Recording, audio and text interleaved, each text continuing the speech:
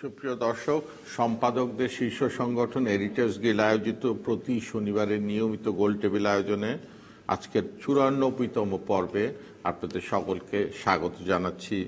আমি মুজাম্মেল বাবু। আজকে আমরা আসলে প্রতি সপ্তাহে আমরা আলোচনা করতে চাই ওই সময় সবচেয়ে আলোচিত বিষয়টি নিয়ে, স্টেট অফ বাংলাদেশ বা স্টেট অফ অ্যাফেয়ার কোনো একটা ধারণ করতে চাই। এবারে বাজেট একটা গুরুত্বপূর্ণ বিষয় ছিল, অন্যদিকে ভারতের নির্বাচন, তার বাংলাদেশের উপর এবং ভূ রাজনীতিতে তার প্রভাব। আমরা ভাবলাম বাজেটটা পরে করি, কেননা বাজেট আলোচনা চলবে, বরং ভারতের নির্বাচন এবং ভূ রাজনীতি বাংলাদেশের উপর প্রভাবটা নিয়ে আলোচনা করি। আর এই মুহূর্তে আমরা যখন আলোচনা করছি, আমাদের প্রধানমন্ত্রী সম্ভবত নরেন্দ্র মোদীর শপথ অনুষ্ঠানে অংশগ্রহণ করার জন্য ইতিমধ্যে দিল্লির পথে রওনা দিয়েছেন। আমাদের এডিটর্স গিল্ডের জন্য একটা ভালো খবর আছে। আমাদের সম্পাদক সভাপতি মণ্ডলীর অন্যতম সদস্য গত 6 তারিখ নাঈমুল ইসলাম খান আমাদের নতুন সময় পত্রিকার এমিরেটাস এডিটর, তিনি মাননীয় প্রধানমন্ত্রীর প্রেস সচিব হিসেবে নিযুক্ত হয়েছেন। আমাদের জার্নালিস্ট বন্ধুদের মধ্যে মাসুদ আবারটি তথ্য কমিশনার হিসেবে দায়িত্ব নিয়েছেন। মিথিলা ফারজানা আমাদের আরেকজন কলিগ, তিনি পাবলিক ডিপ্লোমেসি উইংয়ে পররাষ্ট্র মন্ত্রণালয়ে মোহাম্মদ ভাইয়ের হাত ধরেই জয়েন করেছেন। আমরা সংখ্যায় কমে যাচ্ছি, সরকারকে সার্ভ করতে বেশি চলে যাচ্ছে। সো আমরা যে কজন আছি আমরা মানুষকে সার্ভ করার চেষ্টা করি। আমি অতিথিদের যদি একটু পরিচয় করিয়ে দেই। আমার পাশেই আছেন আব্দুল মোমেন এমপি, চেয়ারম্যান পররাষ্ট্র মন্ত্রণালয় সম্পর্কিত সংসদীয় স্থায়ী কমিটি, অবশ্যই সাবেক মন্ত্রী পররাষ্ট্র মন্ত্রণালয়। তারপরে আছেন অধ্যাপক আব্দুল মান্নান, রাজনীতি বিশ্লেষক এবং সাবেক চেয়ারম্যান বিশ্ববিদ্যালয় মঞ্জুরি কমিশন। তারপরেই রয়েছেন ডক্টর ফারজানা মাহমুদ, আইনজীবী এবং গবেষক। তারপরে এয়ার কমোডার ইশফাক ইলাহি চৌধুরী, আন্তর্জাতিক সম্পর্ক ও নিরাপত্তা বিশ্লেষক। শমশের মোমিন চৌধুরী, বীর বিক্রম, সাবেক পররাষ্ট্র সচিব ও রাষ্ট্রদূত, আমার পাশেই রয়েছেন। তার পরবর্তীতে রয়েছেন মুন্সি ফয়েজ আহমেদ, সাবেক রাষ্ট্রদূত ও সাবেক chairman Bangladesh institute of international strategic study. তারপরে রয়েছেন ডক্টর জাহিদ সত্তার, চেয়ারম্যান পলিসি রিসার্চ ইনস্টিটিউট, এবং আমাদের এডিটর্স গিল্ডের আরেকজন সভাপতি মণ্ডলীর সদস্য নঈম নিজাম, বাংলাদেশের সর্বাধিক প্রচারিত পত্রিকা বাংলাদেশ প্রতিদিনের সম্পাদক। যে কতদিন আছেন আপনি? সাংবাদিক না, যতদিন আপনি আছেন ততদিন। আমরা যদি আলোচনাটা শুরু করি ভারতে, আজকে আরেকটু খুশি সংবাদ দিয়ে শুরু করি। আমাদের যারা আছে প্রায় সবাই ভোর 6টার থেকে বাংলাদেশের খেলা দেখছিলাম। বাংলাদেশের ফর্মটা ভালো যাচ্ছিল না, প্রায় বুকে ব্যথা শুরু হওয়ার অবস্থা হয়েছিল। প্রায় শেষ ওভার পর্যন্ত খেলা গেছে। আমরা খুব ভালো করেছি বোলিংয়ে, কিন্তু তারপরেও জিতা ম্যাচ একটা বিপদে যাচ্ছিল। যাই হোক, বাংলাদেশ ঘুরে দাঁড়িয়েছে এবং জয়ের ধারা অব্যাহত থাকবে। আমি যদি প্রফেসর মান্নান, আপনার হাতে আপনার বেশ কয়টা লেখা এর মধ্যে দেখলাম, আপনাকে দিয়ে যদি শুরু করি, এই ভারতের নির্বাচনের কি দেখলেন? ভারতবাসীর জন্য কি টেক, আমাদের জন্য কি টেক, এই অঞ্চলের জন্য কি টেক, বিশ্ব রাজনীতির জন্য কি আলোচ্য, কি শিক্ষণীয়? আপনাকে ধন্যবাদ। একই সাথে আজকের এই অনুষ্ঠানটি যারা দিচ্ছেন তাদেরকে আমি ধন্যবাদ জানাচ্ছি। আসলে ভারতের নির্বাচন তো হলো 1 মাস ধরে স্ট্যাগার্ড নির্বাচন, পূর্ণাঙ্গ রেজাল্টটা বেরিয়েছে 4 তারিখ। কিন্তু এটার যে একটা রসায়ন, একটা কেমিস্ট্রি, এটা কিন্তু শুরু হয়েছে অনেক আগে থেকে। প্রস্তুতিটা, যেটাকে আমরা বলি যে গ্রাউন্ড ওয়ার্ক, প্রথমে শুরু হয়েছে যেমন পশ্চিমবঙ্গে, যে আজ থেকে প্রায় 2 বছর আগে তৃণমূলের অনেক বাঘা বাঘা নেতা, 3 জন মন্ত্রী, তাদের বিরুদ্ধে নানা ধরনের অভিযোগ কেন্দ্র করে দুর্নীতি, ক্ষমতার অপব্যবহার, তাদের বিরুদ্ধে এনফোর্সমেন্ট ডিরেক্টরেট, সিবিআই, তারপরে ইনকাম ট্যাক্স, নানাভাবে তাদেরকে হয়রানি করেছে। 3 জন মন্ত্রী জেলে ছিল, আর অন্যান্য অনেকভাবে তাদেরকে কাবু করার চেষ্টা করা হয়েছে। আরেকটি হচ্ছে ভারত যেমন এমন একটা রাষ্ট্র যেটি আমি বলি যে একটি রাষ্ট্রের ভিতরে অনেকগুলো রাষ্ট্র, অন্তত 16-17টা রাষ্ট্র। কারণ প্রত্যেকটা অঞ্চলের এক একটা নিজস্ব বৈশিষ্ট্য আছে, নিজস্ব রাজনীতি আছে। বিশ্বের অন্য কোনো দেশে একটা দেশের ভিতরে এত শক্তিশালী আঞ্চলিক দল থাকে না, ভারতে সেটি আছে। এবং সে আঞ্চলিক দলের প্রত্যেকটি দলের আবার নিজস্ব একটা বৈশিষ্ট্য আছে। যেমন দক্ষিণ ভারতের যে রাজনীতি সেটা উত্তর ভারতের সাথে মেলে না, এবং উত্তর ভারতের রাজনীতি সেটা উত্তর পূর্ব অংশের সাথে মেলে না। এক একটা জায়গার এক এক ধরনের বৈশিষ্ট্য আছে। সেই রকম একটি এবং বিশ্বের সবচেয়ে বৃহৎ গণতান্ত্রিক রাষ্ট্র, প্রায় 90 কোটি মানুষ সেখানে ভোটার, এবং সেই ভোটটি হয় প্রায় 1 মাস ধরে, স্ট্যাগার নির্বাচন যেটা আমরা বলেছি। সেই নির্বাচন শেষে একটা ফলাফল আমরা দেখেছি, সেটা নিয়ে আলোচনা হবে। আমি সেই নির্বাচনকে সফলভাবে সমাপ্ত করার জন্য প্রথমে অভিনন্দন জানাতে চাই সেই দেশের ভোটারদের। কারণ তারা অত্যন্ত কঠিন একটা পরিস্থিতির মধ্যে অনেক স্টেটে, যেমন পশ্চিমবঙ্গে আমি জানি, আবার পাঞ্জাব, হরিয়ানা, উত্তরপ্রদেশ, সেসব দেশে কঠিন একটা পরিস্থিতির মধ্যে তারা নির্বাচনের দিন ভোট দিতে গিয়েছে। কোনো প্রাকৃতিক নাকি না রাজনৈতিক যেমন যে উত্তরপ্রদেশকে ধরি, যেটাকে আমরা বলি হিন্দি বেল্ট, এবং যে নরেন্দ্র মোদী যিনি এখন কালকে শপথ নেবেন বলে আমরা ধারণা করছি, তিনি ওই অঞ্চলে আবার একটা ধর্মীয় কার্ড খেলেছিলেন, যে রাম মন্দির সেখানে বাবরি মসজিদকে ভেঙে সেখানে রাম মন্দির নির্মাণ করেছে, বিরাট একটা ফ্যানফেয়ারের মধ্যে দিয়ে। আবার অনেক জায়গায় গিয়ে অ্যান্টি মুসলিম তিনি স্লোগানও দিয়েছেন, এবং অনেক জায়গায় গিয়ে আবার কংগ্রেসের বিরুদ্ধে নানা ধরনের কটূক্তিও করেছেন। তো সবকিছু মিলিয়ে কিন্তু কোনো একটি রাজনৈতিক দল বলে নাই আমরা এত বৈরী পরিস্থিতির মধ্যে আমাদের উপর এত অত্যাচার, আমরা নির্বাচনে যাব না। সবাই কিন্তু নির্বাচনে যাবে, এটা শিক্ষণীয় কি হলো এখান থেকে, কি শিখলাম হচ্ছে, আমি অভিনন্দন জানাতে চাই ভারতীয় ভোটারদের। তারা বৈরী পরিস্থিতিতে ভোট দিতে গিয়েছে, এবং রাজনৈতিক দলগুলোকে, সেটা জাতীয়ভাবে এনডিএ বলি, কংগ্রেস বলি, তাদেরকে, এবং কোন একটি রাজনৈতিক দল বলে না আমরা সংবিধানের বাইরে গিয়ে একটা নির্বাচন চাই, যেটা আমাদের দেশে একটা রেওয়াজ হয়ে গিয়েছে, যে আমরা সংবিধানের বাইরে গিয়ে একটা রাজনীতি করতে চাই, রাজনীতি চাই, সেখানে আমরা আমাদের জয়ের আমরা গ্যারান্টি চাই। সেটা কোনো রাজনৈতিক দল কিন্তু বলে নাই। কংগ্রেস দেখেন একেবারে একটা নাই হয়ে গেছিল পার্টি, হ্যাঁ, সেই পার্টি সেখান থেকে উঠে এসে 99, একটু আগে আমি দেখলাম সাউথ ইন্ডিয়ান একজন না দুইজন, এখন 102 হয়ে গিয়েছে। অর্থাৎ যেই দলটি একেবারে বিচ্ছিন্ন হয়ে গেছিল, নাই হয়ে গেছিল, সেই দলটি ফিরে এসছে। আবার যদি আপনি নরেন্দ্র মোদীর বিজেপিকে দেখেন, তারা যখন প্রথমবার নির্বাচন করলো মাত্র 2টো আসনে জয়ী হয়েছিল।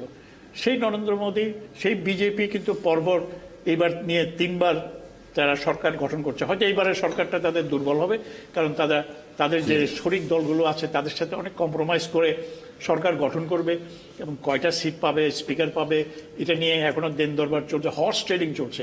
হ্যাঁ, এই সরকার যেটি গঠিত হবে সেটা দুর্বল সরকার হবে, এবং নীতিশ বাবু যিনি একজন সাপোর্ট করেছেন তার সরকারকে, চন্দ্রবাবু নাইডু, তারা কিন্তু তাদের অতীতটা, রাজনৈতিক অতীতটা তেমন একটা স্বচ্ছ না। তারা যে কোনো সময় ক্ষমতার জন্য যে কোনো দিকে করে, তাহলে সরকারের পতন হয়ে যেতে পারে। ইশফাক এলাই যদি আপনার কাছে যদি আসি, আমি আসলে শিক্ষার দিকটাই বেশি থাকতে চাই, কেননা ভারতের রায়, ভারতের জনগণের, তারা কি সরকার দেখতে চায় তারা জানে। আমরা শুধু প্রতিবেশী হিসেবে দেখতে চাই আমাদের উপর ইম্প্যাক্টটা কি হতে পারে। আর গণতন্ত্রের জন্য যে শিক্ষা, মানে এখানে একটা শিক্ষা দেখলাম, যে কোনো পরিস্থিতিতে জনগণ ভোট দিতে গেছে, যদিও পরিস্থিতি প্রতিকূল হওয়ায়, নিরঙ্কুশবাদের কারণে, নিরঙ্কুশত্বের কারণে ভোটের হার কমেছে, কিন্তু রাজনৈতিক দলগুলি হাল ছাড়ে নাই এবং ঘুরে দাঁড়িয়েছে, গণতন্ত্রের জয় হয়েছে, এবং এক ধরনের হিন্দুত্বের পরাজয় বলা চলে, এবং আবার একটা স্বাভাবিক রাজনীতি ভারতে ফেরত আসছে। এছাড়া আপনি কিভাবে দেখেন? আপনি তো মানে ব্রড ইয়েটা আপনি বলেই দিলেন।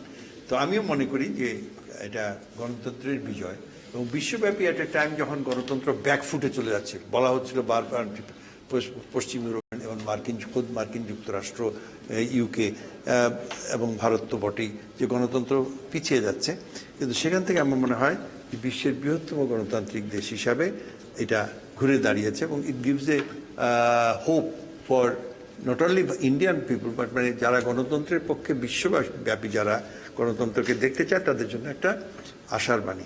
তবে ওই যে আপনি বললেন যে ভোট করা, ভোটে না যাওয়া, তার জন্য কিন্তু ভারতের কতগুলো জিনিস তারা ওভার দ্য ইয়ার্স তারা একটা ইনস্টিটিউশনকে খাড়া করেছে। যেমন ধরুন, ডিসপাইট এবার যদিও হয়েছে, কিছু ক্রিটিসিজম হয়েছে, কিন্তু ইলেকশন কমিশন এবং জুডিশিয়ারি ইন জেনারেল তারা একটা ইন্ডিপেন্ডেন্ট ভূমিকা ভারতে তারা, এবং জনগণের ট্রাস্ট আছে যে এই জুডিশিয়ারির পিছনে।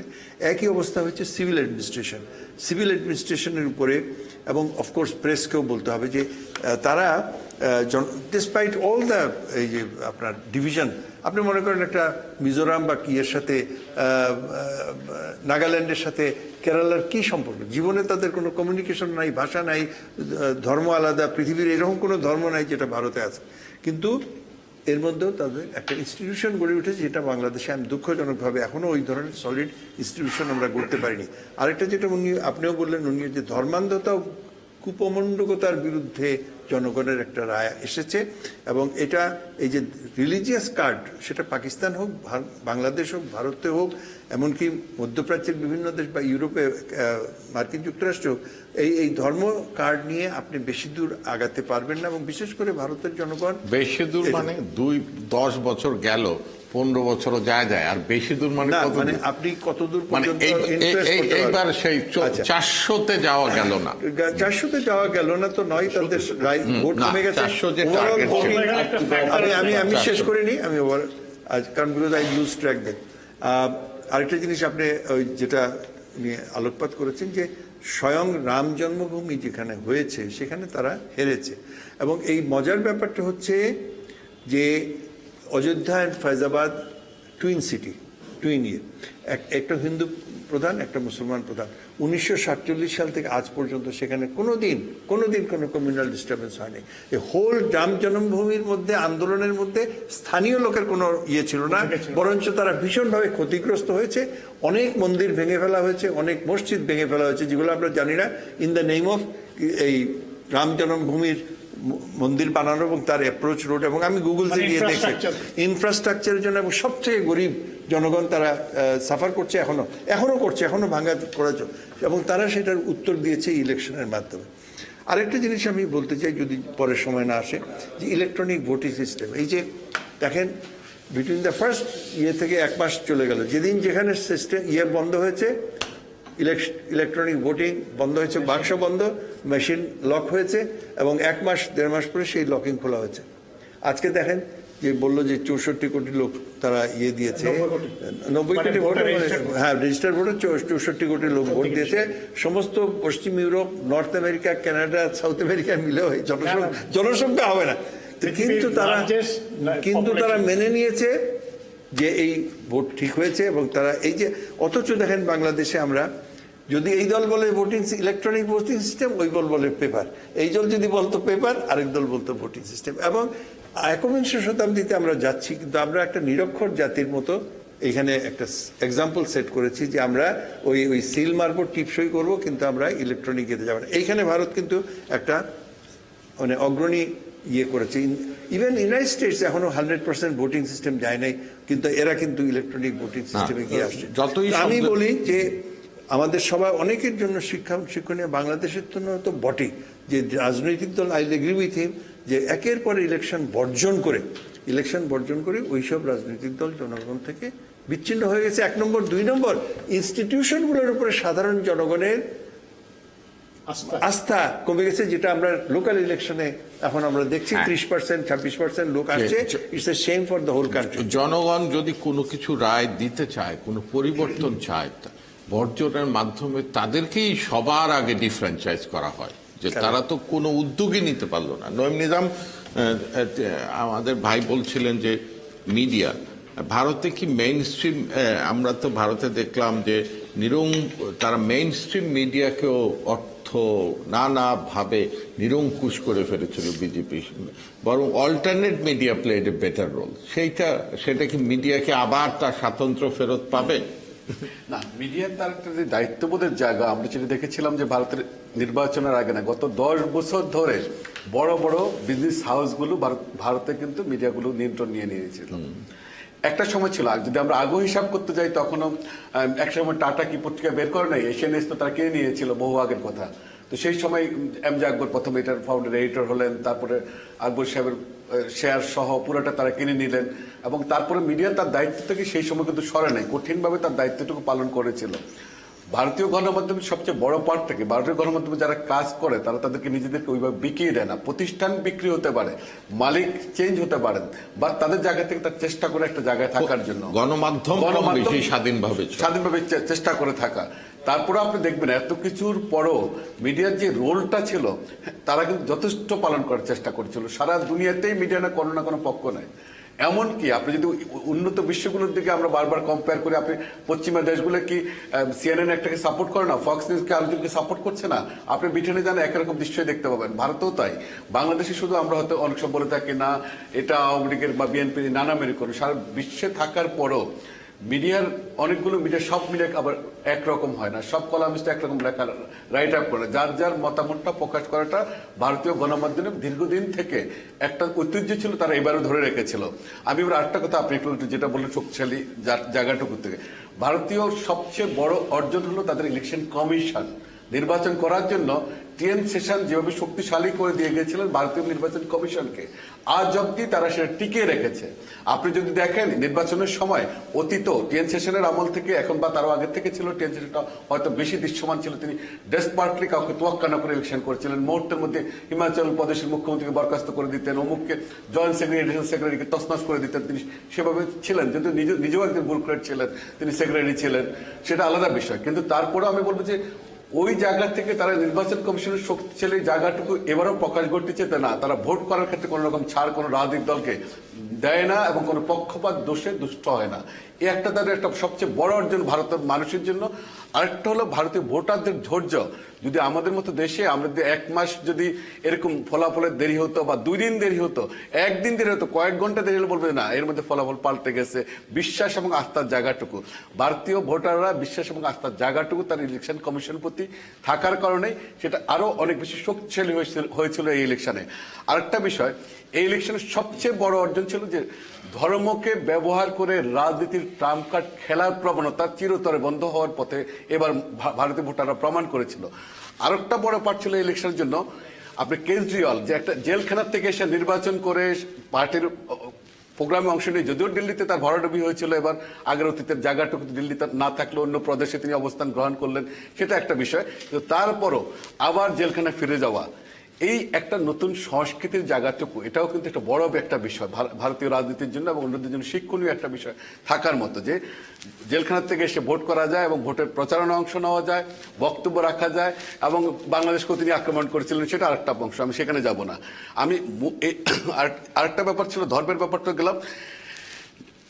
ভারতের পশ্চিমবঙ্গে নিয়ে যেটা আপনারা একটু আগে প্রফেসর আব্দুল মান্নান উল্লেখ করলেন, ভারতের 2-3টা পার্টির মধ্যে পশ্চিমবঙ্গের একটা সংস্কৃতি এক ধরনের যে অংশ ছিল, মমতার যে তার জায়গাটুকু, সেই জায়গাটুকু ধরে রাখতে সক্ষম হয়েছেন, যতই আসুক না কেন এই জায়গাটুকু। তো আর কংগ্রেস তার যে উত্থান, রাহুল গান্ধী তার নেতৃত্ব, যেটা তিনি রোড মার্চ শুরু করেছিলেন, তারপরে তার ইন্ডিয়া সমস্ত তার একটা রাজনীতি ঘিরে নতুন একটা মাত্রা শুরু করেছিলেন। রাহুল এবার অনেকটা সফলতার মুখ দেখলেন, একটা প্রমাণ হয়েছিল রাহুল পারবে না।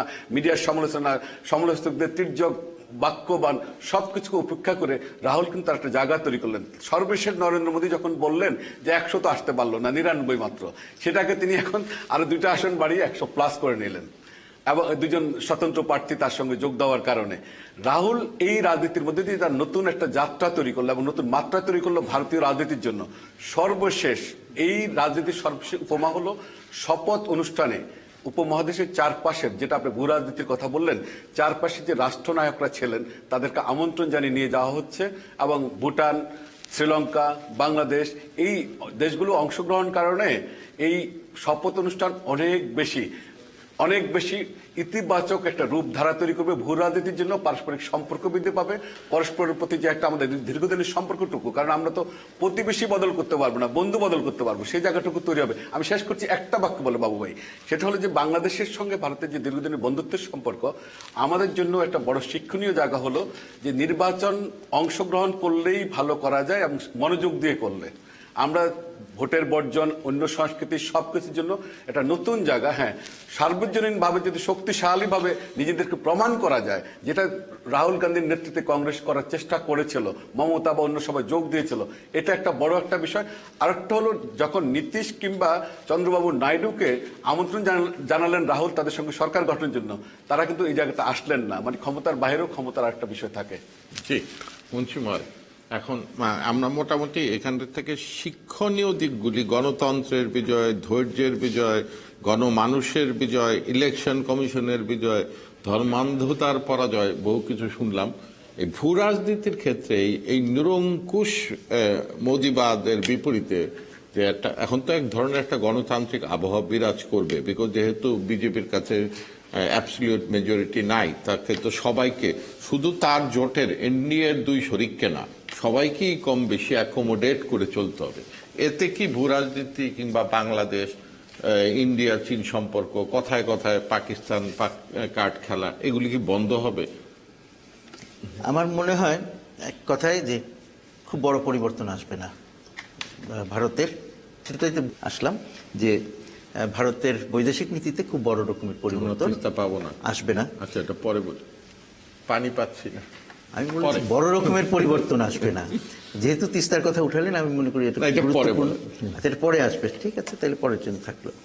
তো কিন্তু যেটা আমার মনে হয় যে যেটা যা আলোচনা করলেন সবাই, আমি তাদের সাথে বেশিরভাগ ক্ষেত্রেই একমত যে একটা বড় জিনিস আমরা দেখতে পেলাম, শিখতে পেলাম, সেটা হচ্ছে যে গণতন্ত্রের রেজিলিয়েন্স।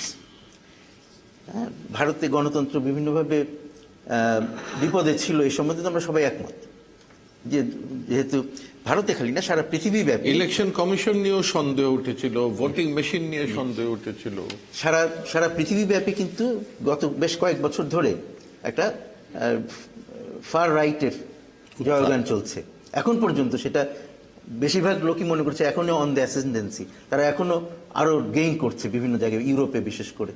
সেই অবস্থায় ভারতে দেখলাম যে আমরা যে সেই তাদের দেশেও যে ফার রাইটের চরম দক্ষিণপন্থী যে একটা অভ্যুত্থান ঘটছিল, সেটার থেকে ফিরে আসার একটা প্রবণতা, এইটা কিন্তু খুব আমি মনে করি গুরুত্বপূর্ণ। যে এইটা একটা মেসেজ দেয় সারা পৃথিবীকে এবং আমাদের সবাইকে, যে না, ওই কি বলে ধর্মীয় অন্ধতা বা চরমপন্থা, সেগুলো শেষ পর্যন্ত খুব বেশি দূর নিয়ে যায় না কাউকে।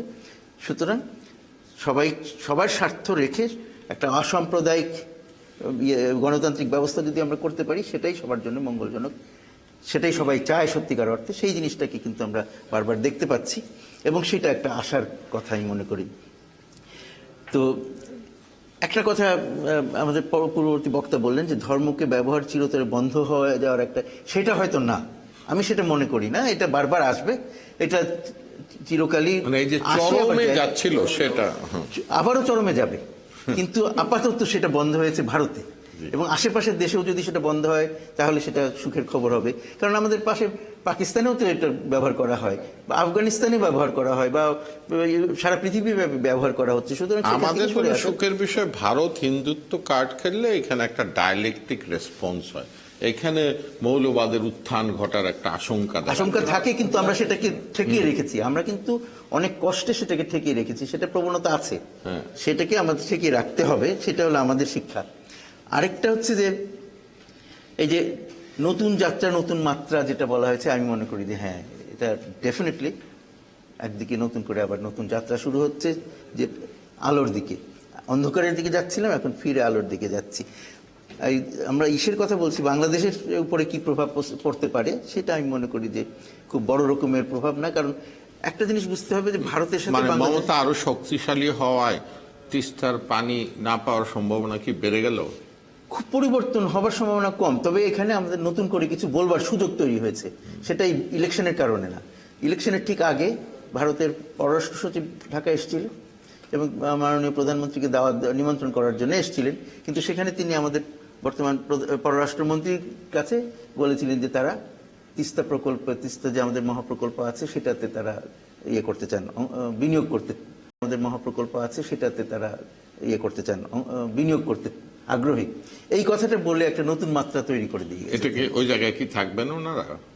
সেইটাই তো কথা, যে এখন আমাদের এখন বলার সুযোগ এসেছে যে তোমরা যে এই কথাটা বললা খুব ভালো, আমরা খুব খুশি তোমরা এটাতে করতে চাও, কিন্তু তার আগে তোমাদের ক্লিয়ার করতে হবে তোমরা আমাকে তিস্তার পানি দিচ্ছ কিনা। পানি যে চুক্তিটা দিচ্ছি না বলেই তো প্রকল্প। সেটাই তো, আমি সেই কথাটা আমাকে বলতে চাই। এটা হচ্ছে যে কতটুকু এখন দিবে তোমরা, সেটা না আমার হলে কথাটা তো আপনি হচ্ছে যে প্রকল্প করতে পারবেন না। আমার কথা হচ্ছে যে যে কোনো তোমরা যে প্রকল্পে আপনাকে উপরের পানির হিসাবটা নিতে হবে। আমার কথাটা হচ্ছে যে যদি তোমরা পানি দাও যে চুক্তি হয়েছিল সেই চুক্তি অনুযায়ী, তাইলে আমার প্রকল্প একরকম হবে। একরকম। আর যদি পানি না দাও, যার জন্য আমরা এখন শুধু প্রস্তুতি বৃষ্টির নিচ্ছি, পানিকে কেন্দ্র করে এখন হ্যাঁ বেসিন যথেষ্ট পানি আছে, সেই পানিকে আমরা ধরে রাখার ব্যবস্থা করব, এইসবই তো চিন্তা করছি, গভীরতা বাড়াবো নদীর, তো সেই কথাগুলো। তো এখন পানি না পেলে আমরা কি করব, সেই অনুযায়ী আমরা প্রকল্প একটা চিন্তা করেছি, এবং সেইখানে আমাদেরকে বিভিন্ন সাথীরা সাহায্য করবার কথা বলেছেন। কিন্তু তোমরা যদি সাহায্য করতে চাও, তোমরা আমাদের পানি না দিয়ে কিভাবে সাহায্য করবে? সুতরাং সেই জিনিসটা আমরা বলবার সুযোগ জি। পেয়েছি। আরেকটি কথা শেষ করি, যে কি বলে, প্রধানমন্ত্রী মোদীর একটা কমিটমেন্ট ছিল যে তার এবং আমাদের প্রধানমন্ত্রী শেখ হাসিনার সময়ে, তাদের শাসন আমলে এই চুক্তি সই হবে। তো সেটাও আরেকবার নতুন করে তাদেরকে মনে করিয়ে দেওয়ার সুযোগ আছে। ফারজানা মাহমুদ। ধন্যবাদ আপনাকে। আমার পূর্ববর্তী বক্তারা অনেক কিছু বললেন, মূলত আমি সেগুলোর সাথে অ্যাগ্রি করছি। তারপর আমি একটু বলতে চাচ্ছি যে আমাদের যেটা শিক্ষণীয় এই নির্বাচন থেকে আমি মনে করি সেটা হচ্ছে ভারতের রাজনৈতিক দলগুলো যেরকম তাদের গণতান্ত্রিক চর্চা অব্যাহত রেখেছে এবং নানা ধরনের প্রতিকূল পরিবেশ ছিল, কোণঠাসার অভিযোগ ছিল, তা সত্ত্বেও তারা কিন্তু কেউ নির্বাচন পরিহার করেনি এই অভিযোগে যে আমরা এখানে রাজনীতি করতে পারছি না, সরকার আমাদের ইসে করছে, আমরা রাজনীতিই পরিহার করে দিলাম বা নির্বাচনই আমরা পরিহার করে দিলাম, দেশ ছেড়ে পালিয়ে গেলাম, এরকম কোনো কিছু কোনো রাজনৈতিক নেতৃবৃন্দের মধ্যে দেখা যায়নি। সেটা থেকে বাংলাদেশের রাজনৈতিক দলগুলোর আমি মনে করি অনেক বড় একটা শিক্ষণীয় ব্যাপার রয়েছে, যে যে কোনো পরিস্থিতিতে রাজনীতিতে টিকে থাকতে হবে এবং গণতন্ত্রের চর্চা অব্যাহত রাখতে হবে।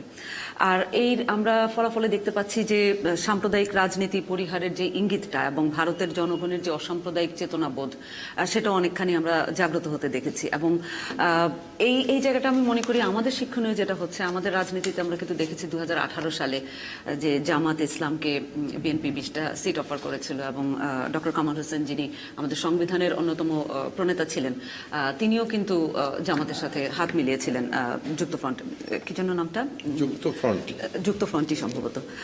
তো আমাদের শিক্ষণীয় হচ্ছে যে এই ধরনের রাজনীতি আসলে কোনো সুফল বয়ে যেহেতু আনে না, সাম্প্রদায়িকতার রাজনীতি, তো এরকম জামাত ইসলামের মতো রাজনৈতিক দলগুলো থেকে দূরে থাকা আমাদের রাজনৈতিক দলগুলোর জন্য মঙ্গলজনক, এবং তা করলে দেশের যেরকম শান্তি বজায় থাকবে, আঞ্চলিক স্থিতিশীলতাও বজায় থাকবে, নিরাপত্তা বজায় থাকবে। আরেকটা জিনিস হচ্ছে, তারা কিন্তু ছোটখাটো অভিযোগ ছিল, কিন্তু ইসিকে কিন্তু তাদের ইলেকশন কমিশনকে কিন্তু তারা বিতর্কিত করেনি। হ্যাঁ, এবং এখানে আমরা দেখতে পাই যে আমাদের দেশে যে ট্র্যাডিশনটা, রাজনৈতিক ট্র্যাডিশন দেখতে পাই, যে রাজনৈতিক দল ক্ষমতায় যায় না বা জিততে পারে না, তারা সবসময় অভিযোগ করে নির্বাচন সুষ্ঠু হয়নি, ইলেকশন কমিশন সঠিকভাবে দায়িত্ব পালন করেনি। আমরা কিন্তু সেটা এখানে দেখিনি যে তারা তাদের মনে দুঃখ থাকলেও প্রতিষ্ঠানকে ধ্বংস করেনি এবং নির্বাচনের ফলাফলকে তারা বর্জন করেনি, যেটা আমাদের একটা ট্র্যাডিশন। এটা আমি খুবই পজিটিভ একটা জিনিস মনে করি, এবং এখান থেকে আমাদের রাজনৈতিক দলগুলোরও শিক্ষণীয় আছে যে আমরা যদি কোনো কিছু আমাদের মতামতের বিপক্ষে যায় বা হেরে যাই, ক্ষমতা না পাই, তাহলে আমরা আমাদের ইলেকশন কমিশন বা অন্য যে প্রতিষ্ঠানগুলো আছে সেগুলোকে আমরা বিতর্কিত করব না। এটা একটা। আর আরেকটা জিনিস যেটা, রাহুল গান্ধীর যেই ভারত জোড়ো পদযাত্রাটা ছিল, সেটা আমি মনে করি আমাদের যেই বিরোধী দল তাদের জন্য অনেক শিক্ষণীয়। এই পদযাত্রার যে আউটকামটা, তিনি মোটামুটি 0 থেকে এতগুলো আসন পেয়েছেন, 100টার উপরে এখন। তো সেই জায়গায় যেমন আমাদের বিরোধী দলের যিনি নেতা, তাদেরকে আমরা কি দেখতে পাচ্ছি যে এখান থেকে লন্ডনে বসে উনি রাজনীতি করছেন। তো এই জায়গাটায় জনগণের সাথে যে সম্পৃক্ততাটা, সেটা বাড়ানোর জন্য কিন্তু আমরা বিএনপির তরফ থেকে কোনো রকমের চেষ্টা দেখিনি। কিন্তু আপনি যদি দেখেন রাহুল গান্ধীর যেই রাজনৈতিক চলাচল গত 10 বছরে, তাকে পাপ্পু নাম দিয়ে হাসি ঠাট্টাও করা হয়েছে। তো সেই জায়গা থেকে তিনি যে জায়গায় আজকে অবস্থান করছেন, কংগ্রেসকে আবার পুনরুজ্জীবিত করেছেন, আমি মনে করি এখান থেকে আমাদের যে রাজনৈতিক দল, বিশেষ করে বিএনপি, তাদের একটা বড় শিক্ষণীয় ব্যাপার রয়েছে। আওয়ামী লীগের জন্য কোনো কিছু আমি অবশ্যই বলছি, আমি আসছি এখানে, যে পয়েন্ট ভুলে গেলাম ইন্টারাপ্ট করে। আরেকটা যেটা, এখানে বিদেশি নির্ভরতা আমরা দেখিনি, কিন্তু তাদের ইন্টারনাল অভ্যন্তরীণ রাজনীতির অনেক সমস্যা ছিল, অনেক অভিযোগ ছিল, কিন্তু কোনো পরাশক্তির উপর কিন্তু আমরা কাউকে নির্ভর করতে দেখিনি। হ্যাঁ, আওয়ামী লীগের জন্য যেটা আমি শিক্ষণীয় মনে করি সেটা হচ্ছে যে এই যে রাজনীতিতে ধরেন আপনি যখন আমরা বলি বহুদলীয় গণতন্ত্রের কথা, সেইখানে যে বহুদলীয় গণতন্ত্র থাকলে কি কি সুবিধা আর না থাকলে কি, সেটা একটা শিক্ষণীয় ব্যাপার আওয়ামী লীগের জন্য। কারণ এখন ভারতে কোয়ালিশন সরকার গঠন হবে, হয়তো সরকার আগের মতো অতটা বিজেপি সরকার যেরকম ছিল একছত্র আধিপত্য নাও থাকতে পারে, এটাই হয়তো স্বাভাবিক হবে ব্যাপারটা। তো এটা না থাকলে কি কি হয়, বাংলাদেশের এই অভিজ্ঞতা আগেও ছিল, এখন আমি মনে করি এখান থেকে আবারও বাংলাদেশের জন্য শিক্ষণীয় হবে। এবং আওয়ামী লীগের অনেক সময় আমরা দেখতে পাই তাদেরও অনেক নেতাকর্মী কিন্তু সাম্প্রদায়িক রাজনীতিকে একটু উস্কে দেয়, সেখান থেকেও সরে আসার যে ব্যাপারটা, এই ভারতের নির্বাচনের যে রেজাল্টটা, সেটা আমাদেরকে কি ইঙ্গিত দিচ্ছে যে এই ধরনের আর রাজনীতি- দল নিরঙ্কুশ হয়ে গেলে, নেতারা যেরকম নিরঙ্কুশ আচরণ জি, করে, জি, সেখান জি, থেকেও সেখান থেকেও দলীয় শিক্ষণীয়, সেটাই বলছি কর্মীদেরকে যে আপনার যেই একটা যে অহংকার চলে আসে, অহংবোধ চলে আসে একটা রাজনৈতিক দলের মধ্যে, সেখান থেকে সরে আসার কিন্তু আমাদের ট্র্যাডিশনটা ইসে করতে হবে এখন।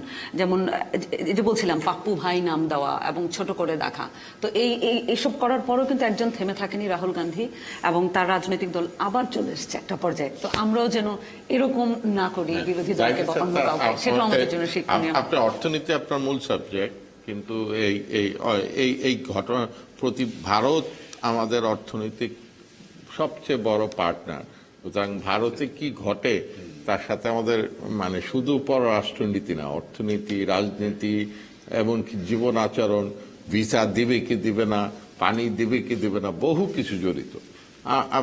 আপনি কিভাবে দেখছেন অবস্থা? ধন্যবাদ আর এই অনেক কম্প্রিহেন্সিভ প্রশ্নের জন্য। রাজনীতি কিন্তু অর্থনীতিকে অবশ্যই ইম্প্যাক্ট করে, কোনো প্রশ্ন নেই সেখানে। এখন যে পরিবর্তনটা বা পরিবর্তন, যেটা আমূল পরিবর্তন তো হলো না, আমরা যা দেখেছি ভারতের যে রাজনৈতিক যে এটা হলো এখন, তাতে আমি এগ্রি করি জনাব মুন্সি, অ্যাম্বাসেডর মুন্সি সাহেবের সাথে, যে আমার মনে হচ্ছে যে জিও পলিটিক্যাল ভূ রাজনৈতিক যে একটা ধারা আমরা ইদানিং দেখেছি, যে ধারা চলছে, সেখানে খুব একটা আমূল পরিবর্তন আসবে না। ভারতের যে প্রাধান্য আস্তে আস্তে প্রিডমিনেন্স গ্র্যাজুয়াল, যেটা আমরা লক্ষ্য করছি ব্রিক্সের মাধ্যমে বলেন, জিও যে আপনার মানে ওই যে G20 ছাড়াও এখানে একটা এই যে ইন্ডিয়া ইন্ডো প্যাসিফিক একটা রিজিওনাল যে ডেভেলপমেন্ট, এখানেও আমার মনে হচ্ছে ধারাটা টিকে থাকবে। বাংলাদেশের বিষয় হচ্ছে আমাদেরকে কিন্তু economic relationship, trade and investment relationship যেগুলো ছিল, সেগুলো জোরদার করতে হবে। আর এখানে আমাদের একটা দুই ভাগ আছে। এখানে হচ্ছে আমাদের এক্সপোর্ট ডেস্টিনেশন কিন্তু ইউরোপিয়ান ইউনিয়ন এবং নর্থ আমেরিকা, বড় এক্সপোর্ট ডেস্টিনেশন। এশিয়া গ্র্যাজুয়ালি বাড়ছে। অন্যদিকে আমাদের ইম্পোর্ট সোর্সিং কিন্তু কান্ট্রি, বড় কান্ট্রি হচ্ছে চায়না এবং ভারত। আপনি খেয়াল করবেন ভারত আর চায়নার মধ্যে যথেষ্ট টেনশন আছে, কিন্তু China is still the largest source of imports for India. That makes it the largest trading partner. Bangladesh's ক্ষেত্রে India এবং China, they are the largest trading partner also because of the import sourcing, huge. So আমাদের মানে ideal geopolitical stance হবে for economic progress, যেটা আমাদের মানে external ট্রেডের মাধ্যমে, ইনভেস্টমেন্টের মাধ্যমে যেটা আমরা আশা করছি সামনে। So we will have to maintain a balanced relationship, and probably that will need some tightrope walking, diplomatic tightrope walking. এই আমাদের দুই দেশের সাথে আমাদের এটা ভালো রেখে আমাদের সামনে এগোতে হবে। সো এই মানে এই পলিটিক্যাল ডেভেলপমেন্ট যেটা হলো, এইটার ফলে assuming that geopolitical trends remain the same, আমাদের অর্থনৈতিক যে সামনে যে পলিসিগুলো হতে হবে, this policy has to be trade dependent. দুটো ক্ষেত্রে আমাদের এক্সপোর্ট পারফরমেন্সটা আরও শক্তিশালী করতে হবে, রেমিটেন্স পারফরমেন্সও মানে অ্যাটলিস্ট ফর্মাল চ্যানেলে যাতে রেমিটেন্স আসে সেটাও শক্তিশালী করতে হবে। সেখানে আমার মনে হচ্ছে যে এই ডেভেলপমেন্টটা, রাজনৈতিক যে ডেভেলপমেন্টটা হলো ভারতে, সেটা মানে নরেন্দ্র মোদীর সরকারের প্রতি রিডিউসড ম্যান্ডেট আমাদের তাদের সাথে এঙ্গেজমেন্ট ইজিয়ার করবে নাকি? আমার মনে হচ্ছে না যে it makes much of a difference, because আমাদের বাংলাদেশের সাথে যে সম্পর্কটা এটা অনেক ইমপ্রুভ করেছে। কিন্তু আমার অ্যাসেসমেন্ট হচ্ছে over the last 10 years plus Bangladesh Bharat সম্পর্কটা অনেক পজিটিভ লেভেলে চলে গেছে। I say positive because positive from the economic point of view, development point of view. Shamsur Rahman Chowdhury, আপনি আপনার মতো করেই বলবেন কি শিক্ষণীয় আছে, সাথে আরেকটু যোগ করবেন, মানে কনস্পিরেসি থিওরি ছাড়া তো চলে না। ধরেন আমরা যখন হেডলাইন করি মোদি সরকার গঠন করছে, তখন এটা 10,000ও হিট হয় না।